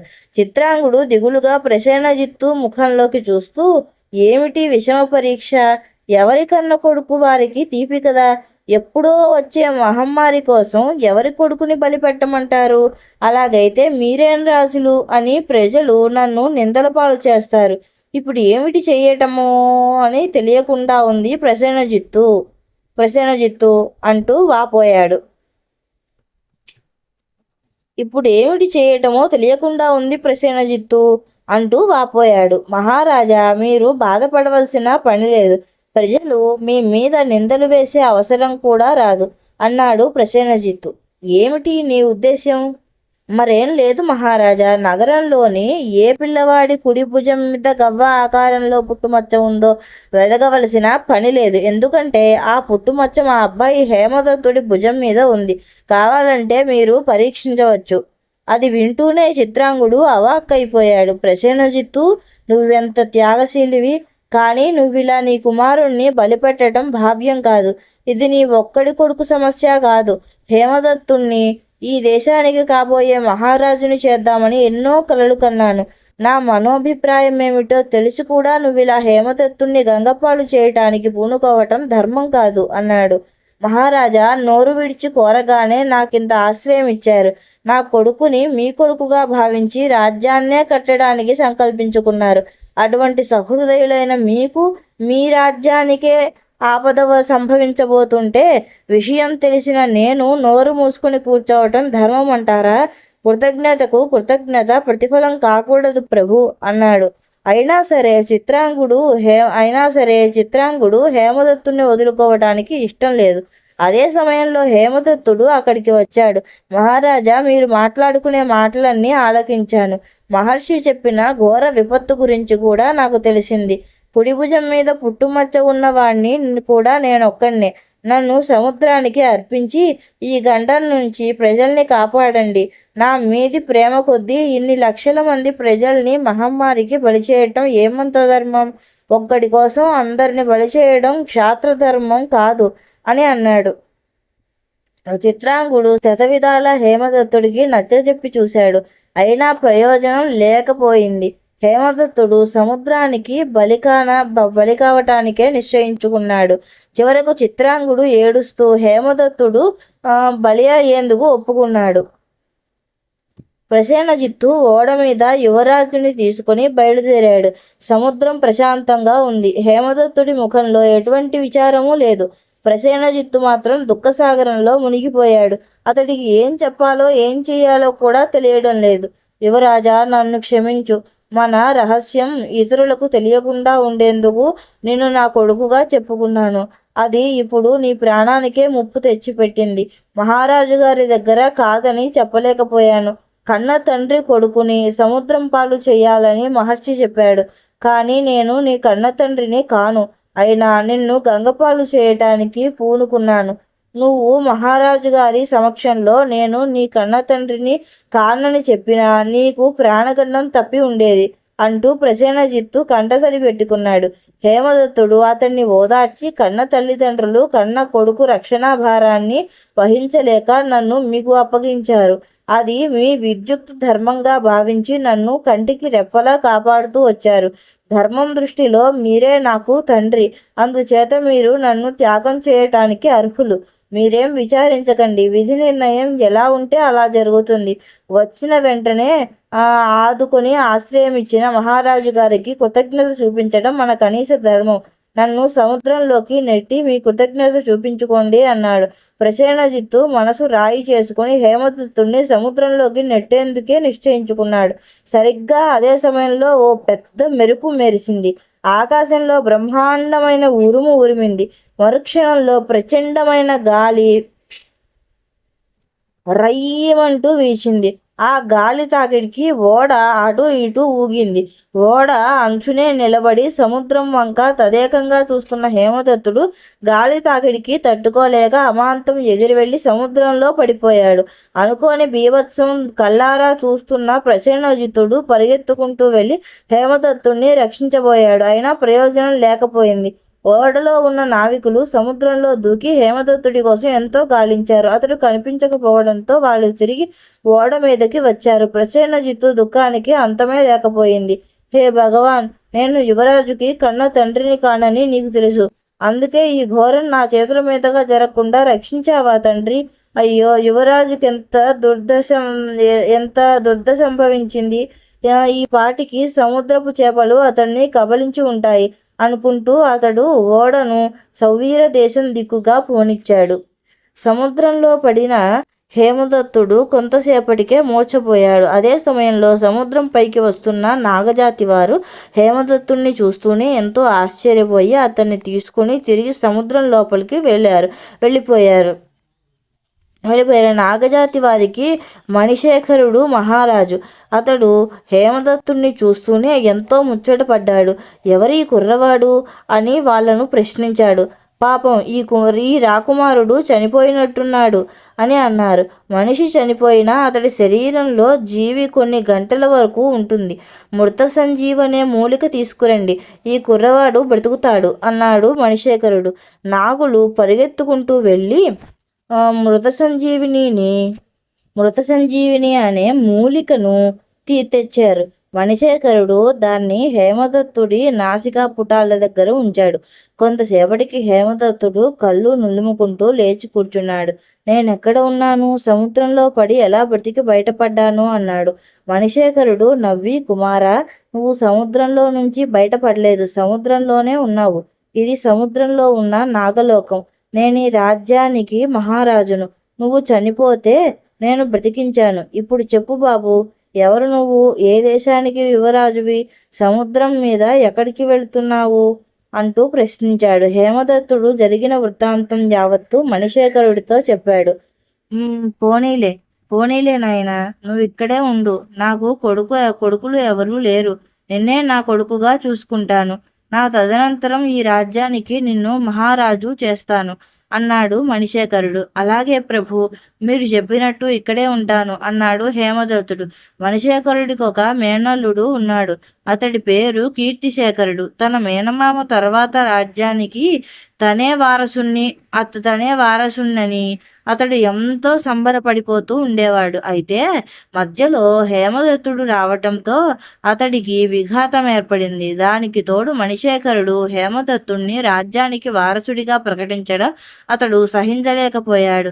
ఇది అన్యాయం. భూలోకం నుంచి కొట్టుకు వచ్చిన శవాన్ని బ్రతికించి ఆ కుర్రకుంకకు రాజ్యాన్ని కట్టపెడతానటం అక్రమం, అన్యాయం. నేనిది సహించలేను. చేతకాని వాడిలా చేతులు ముడుచుకుని కూర్చోవడం నాకు ఇష్టం లేదు మహారాజా. సమయం కనిపెట్టి భూలోకవాసిని హతమారుస్తాను, అది తప్పదు అన్నాడు కీర్తిశేఖరుడు కోపంగా. మణిశేఖరుడు కళ్ళెర్ర చేసి, నువ్వెంతటి మొనగాడివే? ఇదిగో నాకు తెలిసిన కామరూప విద్య మంత్ర తంత్ర శక్తులు హేమదత్తుడి వరం చేస్తున్నాను అంటూ అతడు కళ్ళు మూసుకొని తన శక్తుల్ని వెలికితీసి హేమదత్తుడి వరం చేశాడు. ఆ శక్తులు దేదీప్యమానంగా వెలుగుతూ వచ్చి హేమదత్తుడి శరీరంలో ఐక్యమయ్యాయి. ఇప్పుడు నువ్వు హేమదత్తుడిని ఏమీ చేయలేవు. అతడు నిద్రపోయినప్పుడు కూడా ఆ శక్తులు అతడి చుట్టూ కాపలా కాస్తుంటాయి అన్నాడు మణిశేఖరుడు. ఆ మాటతో కీర్తిశేఖరుడు రెచ్చిపోయి వర నుంచి ఖడ్గం తీసి మణిశేఖరుడి మీదకి లంఘించి దూకాడు. మణిశేఖరుడు తనకున్న మంత్రశక్తులన్నింటినీ హేమదత్తుడికి దారాదత్తం చేయడం వల్ల అతడి దగ్గర ఎటువంటి శక్తులు లేవు. కీర్తిశేఖరుడు అలా తన మీదకి లంఘించి దూకేసరికి మణిశేఖరుడు ఎంతో భయపడిపోయి ఒక్కడుగు వెనక్కి వేశాడు. మరుక్షణంలో కీర్తిశేఖరుడి కత్తి మణిశేఖరుడి గుండెల్లో దిగబడుతుందనగా హేమదత్తుడు మనసులో ఏదో ధ్యానించాడు. అంతే, ఎక్కడి నుంచో బాణం ఒకటి రివ్వున వచ్చి కీర్తిశేఖరుడి వీపులో బలంగా దిగబడింది. దాంతో అతడు కత్తిని అలాగే వదిలేసి నేల మీదకి ఒరిగి ప్రాణాలు వదిలేశాడు. తమ మహారాజుని ఆ విధంగా కాపాడినందుకు నాగజాతి వారు హేమదత్తుణ్ణి ఎంతో మెచ్చుకొని జయజయధ్వానాలు చేశారు. మణిశేఖరుడు హేమదత్తుడికి యువరాజ పట్టాభిషేకం జరిపించాడు. 10 సంవత్సరాలు గడిచిపోయిన తర్వాత ఒకనాడు మహాబలి రాక్షసుడు సుడిగాలిలా తన స్థావరానికి వచ్చాడు. జీవోత్సవంలా కాలం గడుపుతున్న రాక్షస కన్య తండ్రిని చూస్తూనే ఏనుగునెక్కినంత సంబరపడింది. దేవదానవ సంగ్రామం ఇన్నాళ్ళు జరిగిందేం నాన్న? అబ్బా! ఈ 10 సంవత్సరాలు నీకోసం ఎదురుతెన్నులు చూడని రోజు లేదు తెలుసా? అంది. రాక్షసుడు నవ్వి, 10 సంవత్సరాలేం కర్మ, ఇంకా మరొక 100 సంవత్సరాలైనా జరిగి ఉండేది. ఈలోగా బ్రహ్మదేవుడు అక్కడ ప్రత్యక్షమై, మీరు అన్నదమ్ములు కదా, ఇలా అకారణ వైరంతో తన్నుకోవటం తగునా? కాబట్టి మీరిక శాంతించి ఎవరి స్థావరాలకు వాళ్ళు వెళ్ళిపొండి, లోక కళ్యాణం కోసం పాటుపడండి అని హితవు చెప్పాడు. సృష్టికర్త అంతటి వాడే చెప్పినప్పుడు వినకపోవటం బావుండదని ఎవరి స్థావరాలకు వాళ్ళు బయలుదేరారు. నేనిలా వచ్చాను అని అన్నాడు. పోనీలే, క్షేమంగా వచ్చావు, అంతే చాలు. చూడు నాన్న, ఆ రాజకుమారుడు ఈ 10 ఏళ్ళు అలా మాయాజాలంలో చిక్కుకొని ఉండిపోయాడు. అతన్ని కొంచెం మామూలు మనిషిని చెయ్యి నాన్న అంది రాక్షస కన్య. రాక్షసుడు మందిరంలో ఉన్న విజయదత్తుడి వంక పరీక్షగా చూసి, పౌర్ణమి ఎప్పుడే అమ్మాయి అంటూ ప్రశ్నించాడు. రాక్షస కన్య వేళ్ళు లెక్క పెట్టుకుని, ఇంకా 5 రోజులు ఉంది అంది. అలాగా, అయితే నేను రేపో ఎల్లుండో కంకాళ ద్వీపం వెళ్ళి అంకాళమ్మను కలుసుకోవాలి. దాన్ని ఎలాగో బ్రతిమలాడి ఇక్కడికి తీసుకురావాలి. అది రాకపోతే ఈ రాకుమారి మణిమేఖల రాతిబొమ్మ నుంచి అసలు రూపానికి ఎలా వస్తుంది అన్నాడు రాక్షసుడు. ఆ తర్వాత రాక్షసుడు ఏవో మంత్రాలు జపించి విజయదత్తుణ్ణి మాయాజాలం నుంచి విడిపించాడు. అటు పిమ్మట కడుపు నిండా తిని బాణేడు మధు తాగి మత్తెక్కి హాయిగా గుర్రు పెట్టి నిద్రపోయాడు.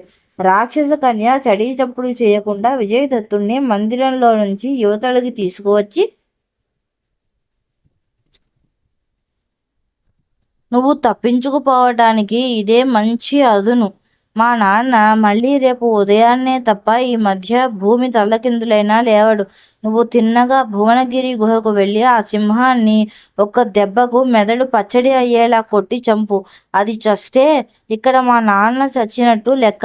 దాన్ని చంపిన తర్వాత తిన్నగా ఇక్కడికి రావాలి సుమా. నీ రాక కోసం 1000 కళ్ళతో ఎదురు చూస్తుంటాను, తెలిసిందా అంటూ ఆమె అతన్ని తీసుకుని ఓ సొరంగం గుండా భూమిపైకి వచ్చింది. విజయదత్తుడు ఆమె వద్ద సెలవు తీసుకొని బయలుదేరాడు. భువనగిరి వెళ్ళి సింహాన్ని సంహరించే కన్నా ముందుగా కంకాళ ద్వీపం వెళ్ళి అంకాళమ్మ మాంత్రికురాలిని కలుసుకోవటం ముఖ్యం.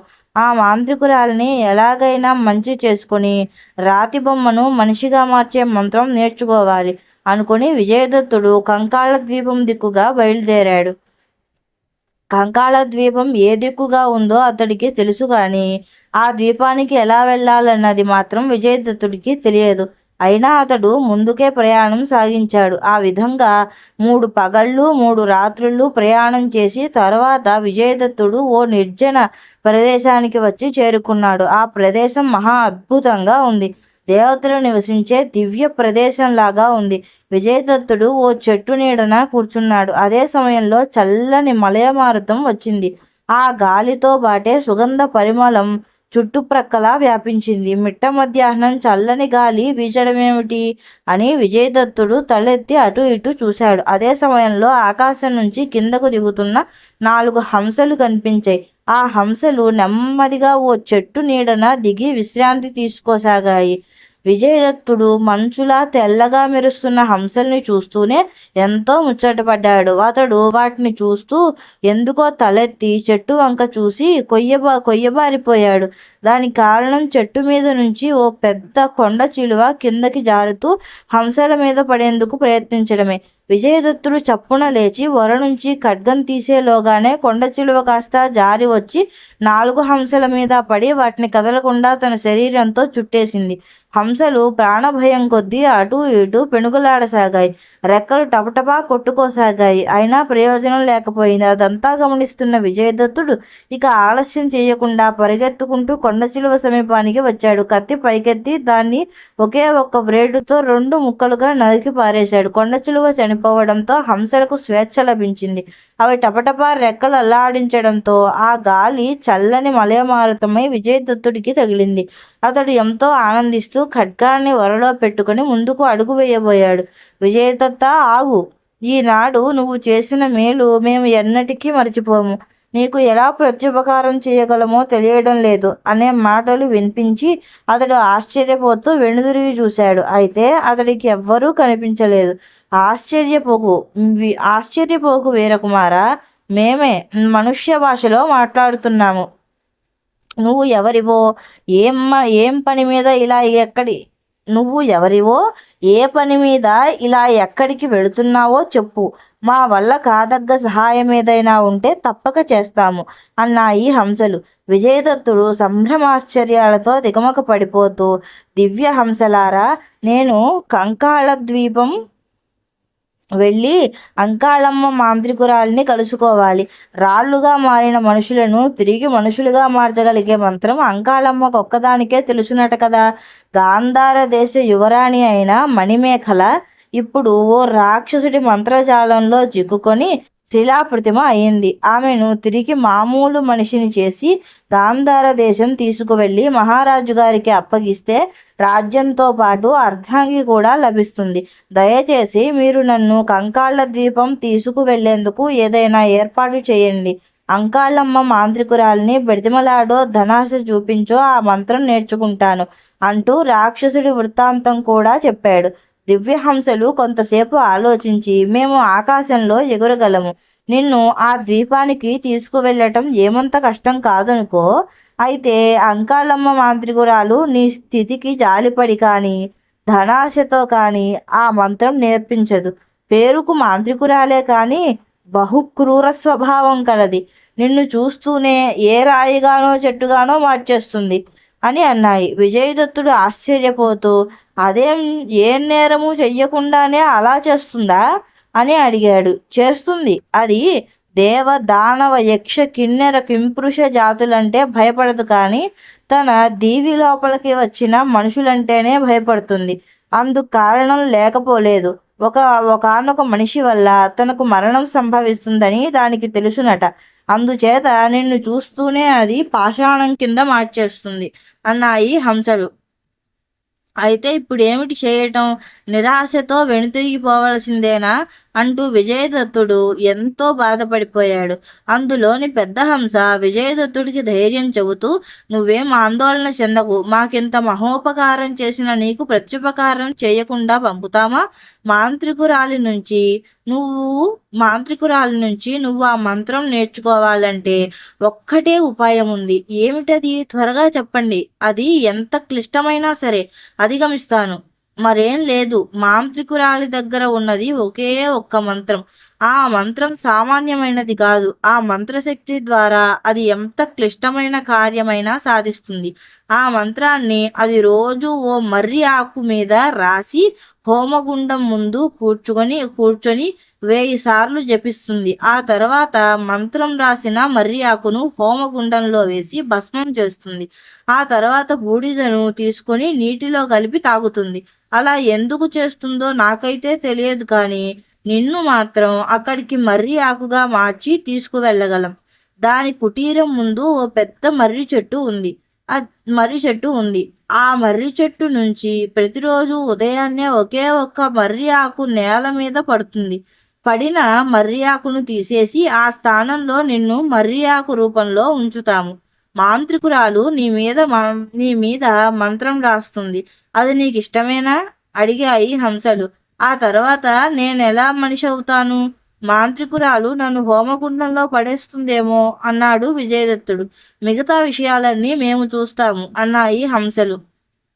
అందుకు విజయదత్తుడు అంగీకరించడంతో 4 హంసలు వరుసగా నిలబడి, రాజకుమార, నువ్వు మా మీద విశ్రమించి రాత్రి యావత్తు మేము ఆకాశంలో ప్రయాణం చేస్తేనే కానీ తెల్లవారే సమయానికి కంకాళ ద్వీపం చేరుకోలేము అన్నాయి. విజయదత్తుడు హంసల్ని అధిరోహించి వాటి వీపుల మీద హాయిగా విశ్రమించాడు. అతడు తమ మీదకు అధిరోహించగానే 4 హంసలు ఒకేసారి ఆకాశం మీదకు లేచాయి. విజయదత్తుడు కొంతసేపు ప్రకృతి దృశ్యాలను చూస్తూ ఆనందించసాగాడు.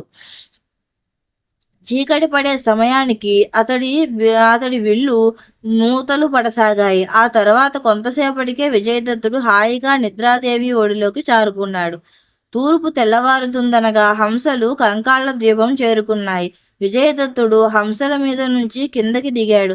హంసలు తలెత్తి సమీపంగా ఉన్న పర్ణకుటీరము వంక చూస్తూ, అదే అంకాళమ్మ మాంత్రికురాలి ఇల్లు. ఇదిగో ఇదే ఆ మర్రి చెట్టు. అంకాళమ్మ మరి కాసేపటికి నిద్రలేస్తుంది.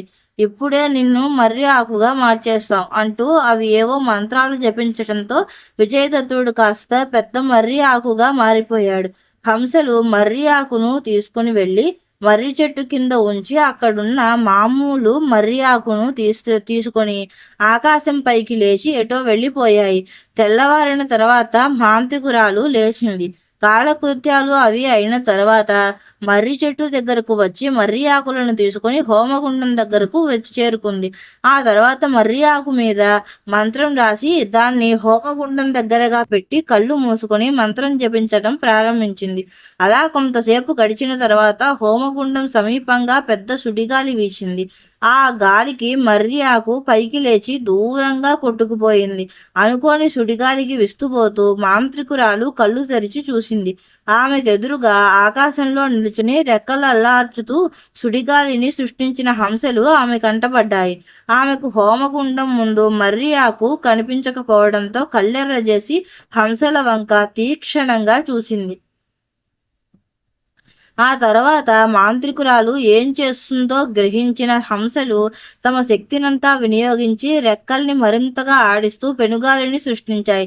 మాంత్రికురాలు ఆ పెనుగాలి తాకిడికి తట్టుకోలేక అమాంతం ఎగిరి వెళ్ళి కణకణ మండుతున్న హోమకుండంలో పడి భస్మమైపోయింది. ఆ తర్వాత హంసలు మర్రి ఆకును తిరిగి విజయదత్తుడిగా మార్చివేశాయి. విజయదత్తుడు మామూలు రూపానికి వస్తూనే మాంత్రికురాలు హోమకుండంలో పడి భస్మమైపోయిన సంగతి తెలుసుకున్నాడు. అయితే నాకు ఆ దివ్య మంత్రం లభించినట్టే లెక్క. మణిమేఖలను నేనిక సజీవంగా చూడలేనా అన్నాడు. అయితే నాకు ఆ దివ్య మంత్రం లభించినట్టే లెక్క. మణిమేఖలను నేనిక సజీవంగా చూడలేనా అన్నాడు. ఎందుకు చూడలేవు? ఒక్కసారి నీ అరచేయిని చూసుకో అన్నాయి హంసలు. విజయదత్తుడు అరచేయి చూసుకున్నాడు. అతడి అరచేతిలో మాంత్రికురాలు రాసిన మంత్రం ఉంది.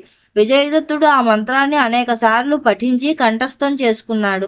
రాజకుమార, నువ్వు మాకు ప్రాణదానం చేశావు. అందుకు ప్రతిఫలంగా నీ కార్యాన్ని మేము నిర్విఘ్నంగా నెరవేర్చాము. ఇకపోతే నీకేదైనా మరొక కార్యం చేయవలసి ఉంటే చెప్పు, మేము సహాయం చేస్తాం. ఆ సహాయానికి ప్రతిఫలంగా మేము చెప్పే కార్యం ఒకటి నువ్వు చేయవలసి ఉంటుంది అన్నాయి హంసలు. ఓ దివ్య హంసలారా, మీరు నాకు మరొక సహాయం చేయవలసి ఉంటుంది. భువనగిరి గుహలో ఓ సింహం ఉంది. దాని మెదడు ఒకే ఒక్క దెబ్బతో బద్దలు కొడితే మహాబలి రాక్షసుడి దాపికా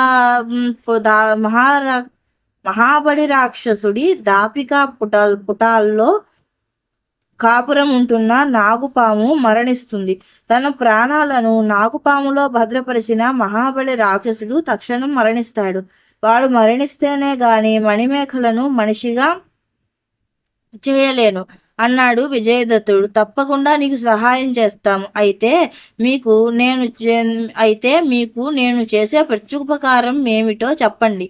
మీ కార్యం పూర్తి అయిన తర్వాత, అంటే సింహం చనిపోయిన వెంటనే మాకో పని చేసి పెట్టాలి. ఆ తర్వాతనే మణిమేఖల విషయం చూసుకోవలసి ఉంటుంది అన్నాయి హంసలు. విజయదత్తుడు అందుకు అంగీకరించాడు. హంసలు అతన్ని వీపు మీదకు ఎక్కించుకొని భువనగిరి దిక్కుగా బయలుదేరాయి. చీకటి పడే సమయానికి హంసలు విజయదత్తుడిని తీసుకువచ్చి భువనగిరి గుహ సమీపంగా దించాయి. ఆ తర్వాత హంసలు తమ దివ్యశక్తితో మాయా గదను సృష్టించి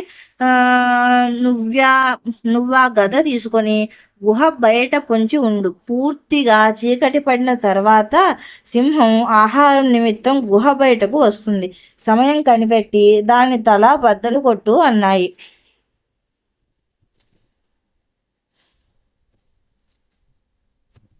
విజయదత్తుడు గద తీసుకుని గుహ సమీపంగా పొంచి నిల్చున్నాడు.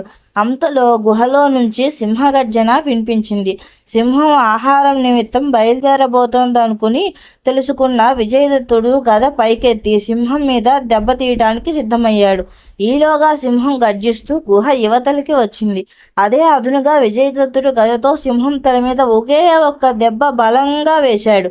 ఆ దెబ్బకు సింహం తల నుగ్గు అయ్యి అక్కడికక్కడే నేల మీద కూలబడి ప్రాణాలు వదిలేసింది. బేష్, ధైర్యంగా దాన్ని ఒకే ఒక్క దెబ్బకు చంపగలిగావు. నీ విరోధి అయిన మహాబలి రాక్షసుడు తన స్థావరంలో ఈపాటికే చనిపోయి ఉంటాడు. ఇక నీకు ఎటువంటి సమస్యలు లేవు, ఒక్క మా సమస్య తప్ప అన్నాయి హంసలు. మీ సమస్య ఏమిటో చెప్పండి. నాకింత ఉపకారం చేసిన మీకు ప్రత్యుపకారం చేయడం నా విద్యుక్త ధర్మం అన్నాడు విజయదత్తుడు. అప్పుడు హంసలు ఈ విధంగా చెప్పాయి. చూడు విజయదత్త, సముద్ర గర్భంలో ఒక చోట నాగలోకం ఉంది. ఆ లోకంలో కళ్యాణ కరవాలం అనే దివ్య ఖడ్గం ఒకటి ఉన్నది. నువ్వు ఆ ఖడ్గాన్ని తీసుకురావాలి. ఆ ఖడ్గంతో ఒకే ఒక్కసారి మా నలుగురి కంఠాలు తెగ నరికి పారేయాలి. నువ్వు ఆ ఉపకారం చేస్తే మేము ఎంతైనా సంతోషిస్తాము. అది వింటూనే విజయదత్తుడు అవాక్కైపోయాడు. ఏమిటి మీరు కోరేది? నా చేత మీరు చేయించేది ప్రత్యుపకారమా లేక హత్యాకాండ అన్నాడు. నువ్వు ఏదైనా అనుకో, మేము కోరింది చేయడం నీ ధర్మం అన్నాయి హంసలు. సరే, మీ కోరిక ప్రకారమే చేస్తాను. నేను సముద్రంలోకి ఎలా వెళ్ళగలను? ఆ నాగలోకం ఎక్కడుందో చెప్పండి అన్నాడు విజయదత్తుడు. హంసలు కళ్ళు మూసుకొని ఏవో మంత్రాలు జపించే. ఆ మంత్రశక్తి పట్ల విజయదత్తుడికి నూతన తేజస్సు వచ్చినట్టయింది. హంసలు విజయదత్తుడిని తమ మీద కూర్చోబెట్టుకుని ఆకాశ మార్గాన బయలుదేరి కొంతసేపటికి సముద్ర ప్రాంతానికి వచ్చి చేరుకున్నాయి. అక్కడ విజయదత్తుడితో, నువ్వు మా మీద నిలబడి సముద్రంలోకి దూకు. నువ్వు నీటిలోకి మునిగినా ఊపిరాడదని భయపడవలసిన పని లేదు. అక్కడి నుంచి తిన్నగా నాగలోకం చేరుకుంటావు. నాగలోకంలో కళ్యాణ కరవాలం ఎక్కడ ఉందో, దాన్ని ఎలా సంపాదించాలో నీ తెలివితేటల మీద, శక్తి సామర్థ్యాల మీద ఆధారపడి ఉంటాయి అన్నాయి. తక్షణం విజయదత్తుడు హంసల వీపుల మీద నుంచి లేచి అమాంతం సముద్రంలోకి దూకేశాడు. అతడు సముద్రంలో పడుతూనే ఈదుకుంటూ నీటి అడుగు భాగంలో ఉన్న నాగలోకం వచ్చి చేరుకున్నాడు. నాగజాతి భటులు విజయదత్తుడిని చూస్తూనే పరిగెత్తుకుంటూ వచ్చి అతన్ని బంధించి తీసుకొచ్చి తమ మహారాజైన హేమదత్తుడి ముందు నిల్చుండబెట్టారు. అప్పటికి కొద్ది కాలం క్రితమే మహారాజైన మణిశేఖరుడు పరమపదించటం వల్ల నాగులందరూ కలిసి యువరాజైన హేమదత్తుడిని తమ మహారాజుగా పట్టాభిషేకం చేయించారు. ఎవరు నువ్వు? సముద్రంలో పడి కూడా చావకుండా ఎలా బ్రతకగలిగావు అన్నాడు హేమదత్తుడు. మానవ కళ్యాణం నిమిత్తం మీ లోకంలో ఉన్న కళ్యాణ కరవాలం నాకు కావాలి, అందుకే వచ్చాను అని అన్నాడు. ఆ మాటకు హేమదత్తుడు కళ్ళెర్ర చేసి, నిర్భయంగా మా లోకానికి వచ్చిందే కాకుండా మా కళ్యాణ కరవాలాన్ని అడగటానికి నీకెన్ని గుండెలు? అది నాగజాతి వారి ఆస్తి, దాన్ని భూలోకవాసులకు ఇచ్చేటంత తెలివి తక్కువ వాళ్ళం కాదు అని అన్నాడు. ఆ ఖడ్గం శాశ్వతంగా మాకు అవసరం లేదు. దానివల్ల ఒకానొక మహత్కార్యం కావలసి ఉంది. ఆ కార్యం పూర్తి అవుతూనే మీ ఖడ్గం మీకు తెచ్చి ఇచ్చేస్తాను అన్నాడు విజయదత్తుడు. నువ్వు ఇవ్వను వద్దు, తీసుకువెళ్ళను వద్దు, మర్యాదగా వచ్చిన దారినే వెళ్ళు. హేమదత్తుడు హూంకరించాడు. విజయదత్తుడు వర మీద చేయి వేసి, అయితే మీరు ఆ ఖడ్గాన్ని మర్యాదగా ఇవ్వరన్నమాట. సరి, నా ఖడ్గానికి పని చెప్పక తప్పదు అంటూ ఖడ్గాన్ని యువతలకి తీశాడు.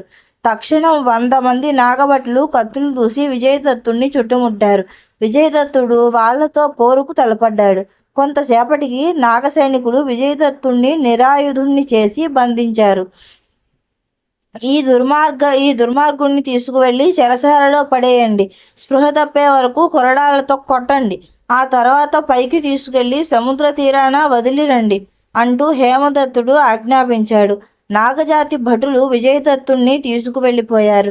ఆ మర్నాటి ఉదయాన్నే నాగభటుడొకడు పరిగెత్తుకుంటూ వచ్చి తన చేతిలో ఉన్న హారాన్ని హేమదత్తుడికిచ్చి, ప్రభు, ఇటువంటి హారమే తమ మెడలో ఉండడం చాలాసార్లు చూశాను, అందుకే దీన్ని తీసుకుని మీ దగ్గరకు వచ్చాను. హేమదత్తుడు హారాన్ని అటూ ఇటూ తిప్పి చూశాడు. ఆ తర్వాత హారం దిగువగా ఉన్న పతకాన్ని తీసి చూశాడు.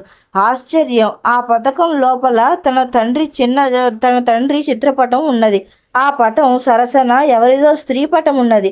హేమదత్తుడు తన హారాన్ని కూడా తీసి పతకాన్ని చూశాడు. అందులో తన తండ్రి సరసన తన మాతృదేవత ఉన్నది.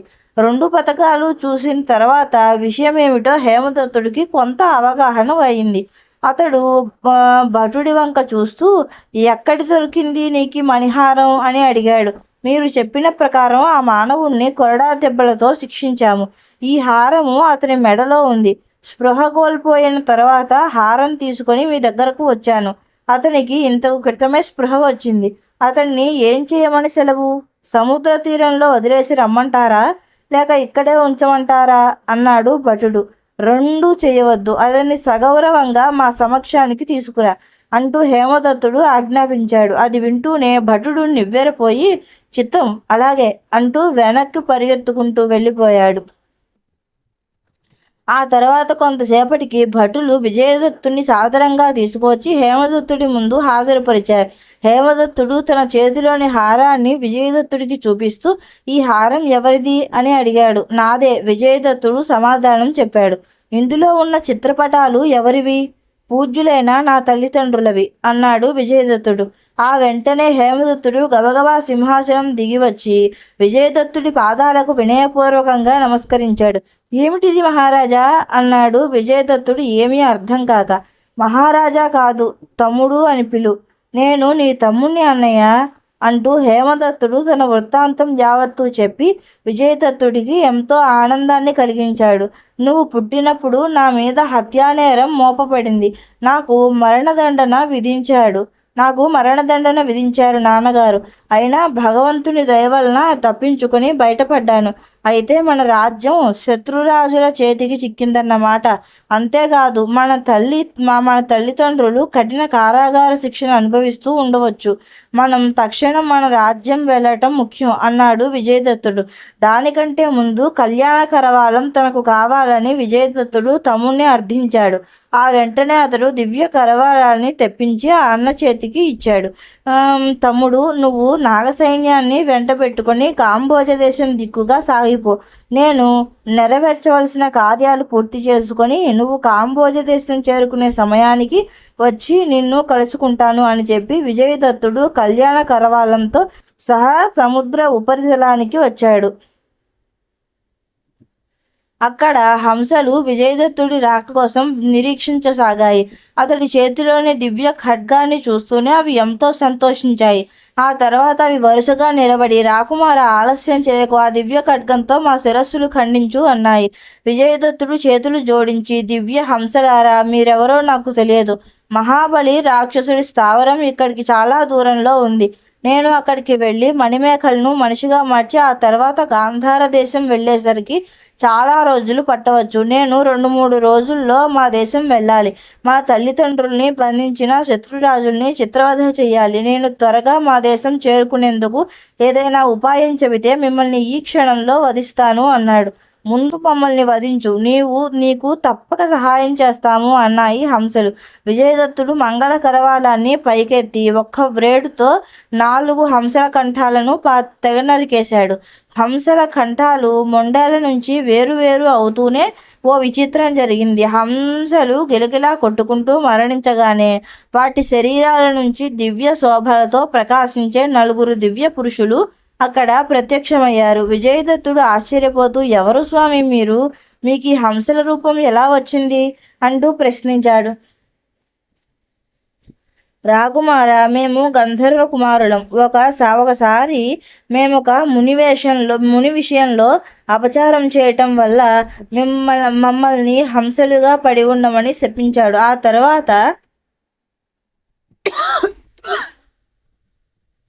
ఆ తర్వాత మేము కాళ్ళ వేళ్ళ పడి ప్రాధేయపడగా దయతలచి సముద్ర గర్భంలోని నాగలోకం నుంచి మంగళ కరవాలాన్ని ఎవరు తెస్తారో వారు ఒకే ఒక వ్రేటుతో మీ శిరస్సులను ఖండిస్తే అప్పుడు మీకు శాప విముక్తి కలుగుతుంది అని చెప్పాడు. ఇది మా సంగతి అంటూ గంధర్వ కుమారులు విజయదత్తుడికి మాయా తివాచీని సృష్టించి ఇచ్చారు. రాకుమార, దీన్ని అధిరోహించి ఎక్కడికి వెళ్ళాలని తలుచుకుంటావో అక్కడికి ఆకాశ మార్గాన తక్షణం వెళ్ళగలవు. ఇక మేము గంధర్వ లోకానికి వెళ్తాము. నీకు జయము కలుగుగాక అంటూ చెప్పి గంధర్వులు అంతర్ధానమయ్యారు. విజయదత్తుడు మాయా తివాచి మీద కూర్చొని మహాబలి రాక్షసుడు ఉండే స్థావరానికి తీసుకువెళ్ళు అన్నాడు. వెంటనే తివాచి ఆకాశం పైకి లేచి రాక్షసుడి స్థావరం దిక్కుగా బయలుదేరింది. మాయా తివాచి మీద కూర్చుని వస్తున్న విజయదత్తుడిని చూస్తూనే రాక్షస కన్య ఎగిరి గంతేసి సంతోషంతో చప్పట్లు కొట్టసాగింది. మీరు వస్తారనుకోలేదు. మా నాన్న చనిపోయాడు. మీరేమో ఎంత గడిచినా రాలేదు. నన్ను మాయమాటలతో మోసపుచ్చారనుకున్నాను అని అందామె. నేను క్షత్రియుణ్ణి రాచబిడ్డ ఆడిన మాట తప్పడు. అయితే నిన్ను నా రెండవ కళత్రంగా స్వీకరిస్తాను. సమ్మతమేనా అని విజయదత్తుడు రాక్షస కన్యను అడిగాడు. నాకు సమ్మతమే. అయితే పట్టపురాణి ఎవరు? మణిమేఖల కాదు కదా అంది రాక్షస కన్య నవ్వుతూ. అవును, నీకేమైనా అభ్యంతరమా అన్నాడు విజయదత్తుడు. నన్ను ప్రేమతో చూసుకునేటప్పుడు మీరు ఎంతమందిని వివాహం చేసుకుంటే మాత్రం నాకేమిటి అంది రాక్షస కన్య మందహాసం చేస్తూ. విజయదత్తుడు ఆమెను దగ్గరకు తీసుకొని, నీది రాక్షస పుట్టుకే అయినా మనసు మాత్రం రాజపుట్టుకే అన్నాడు. ఆ తర్వాత రాక్షస కన్య విజయదత్తుడిని తీసుకుని మణిమేఖల రాతి బొమ్మగా పడి ఉన్న చోటికి వచ్చింది.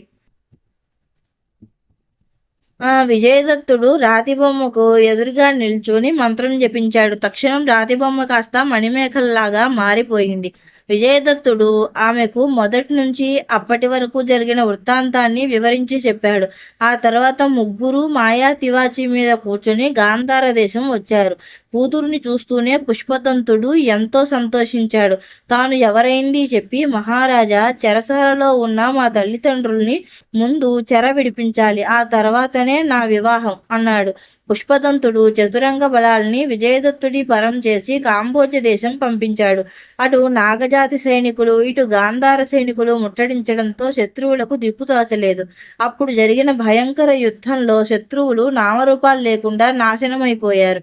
విజయదత్తుడు చెరలో ఉన్న తల్లిదండ్రుల్ని విడిపించాడు. ఆ తర్వాత విజయదత్తుడు కాంబోజ, గాంధార దేశాలకు మహారాజుగా పట్టం కట్టుకొని మణిమేఖలను, రాక్షస కన్యను ఇద్దరిని వివాహం చేసుకున్నాడు.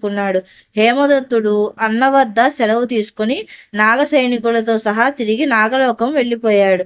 విజయదత్తుడి కష్టాలు గట్టెక్కి అతడు 2 రాజ్యాలను పరిపాలిస్తూ ఇద్దరు భార్యలతో సుఖంగా జీవనం గడపసాగాడు. కథ కంచికి మనమింటికి. ఈ పెద్ద కథ కనుక మీకు నచ్చినట్లయితే నా ఛానల్ను లైక్ చేయండి, షేర్ చేయండి, సబ్స్క్రైబ్ చేసుకోండి. మళ్ళీ మరొక మంచి కథతో కలుద్దాం. అంతవరకు నమస్కారం.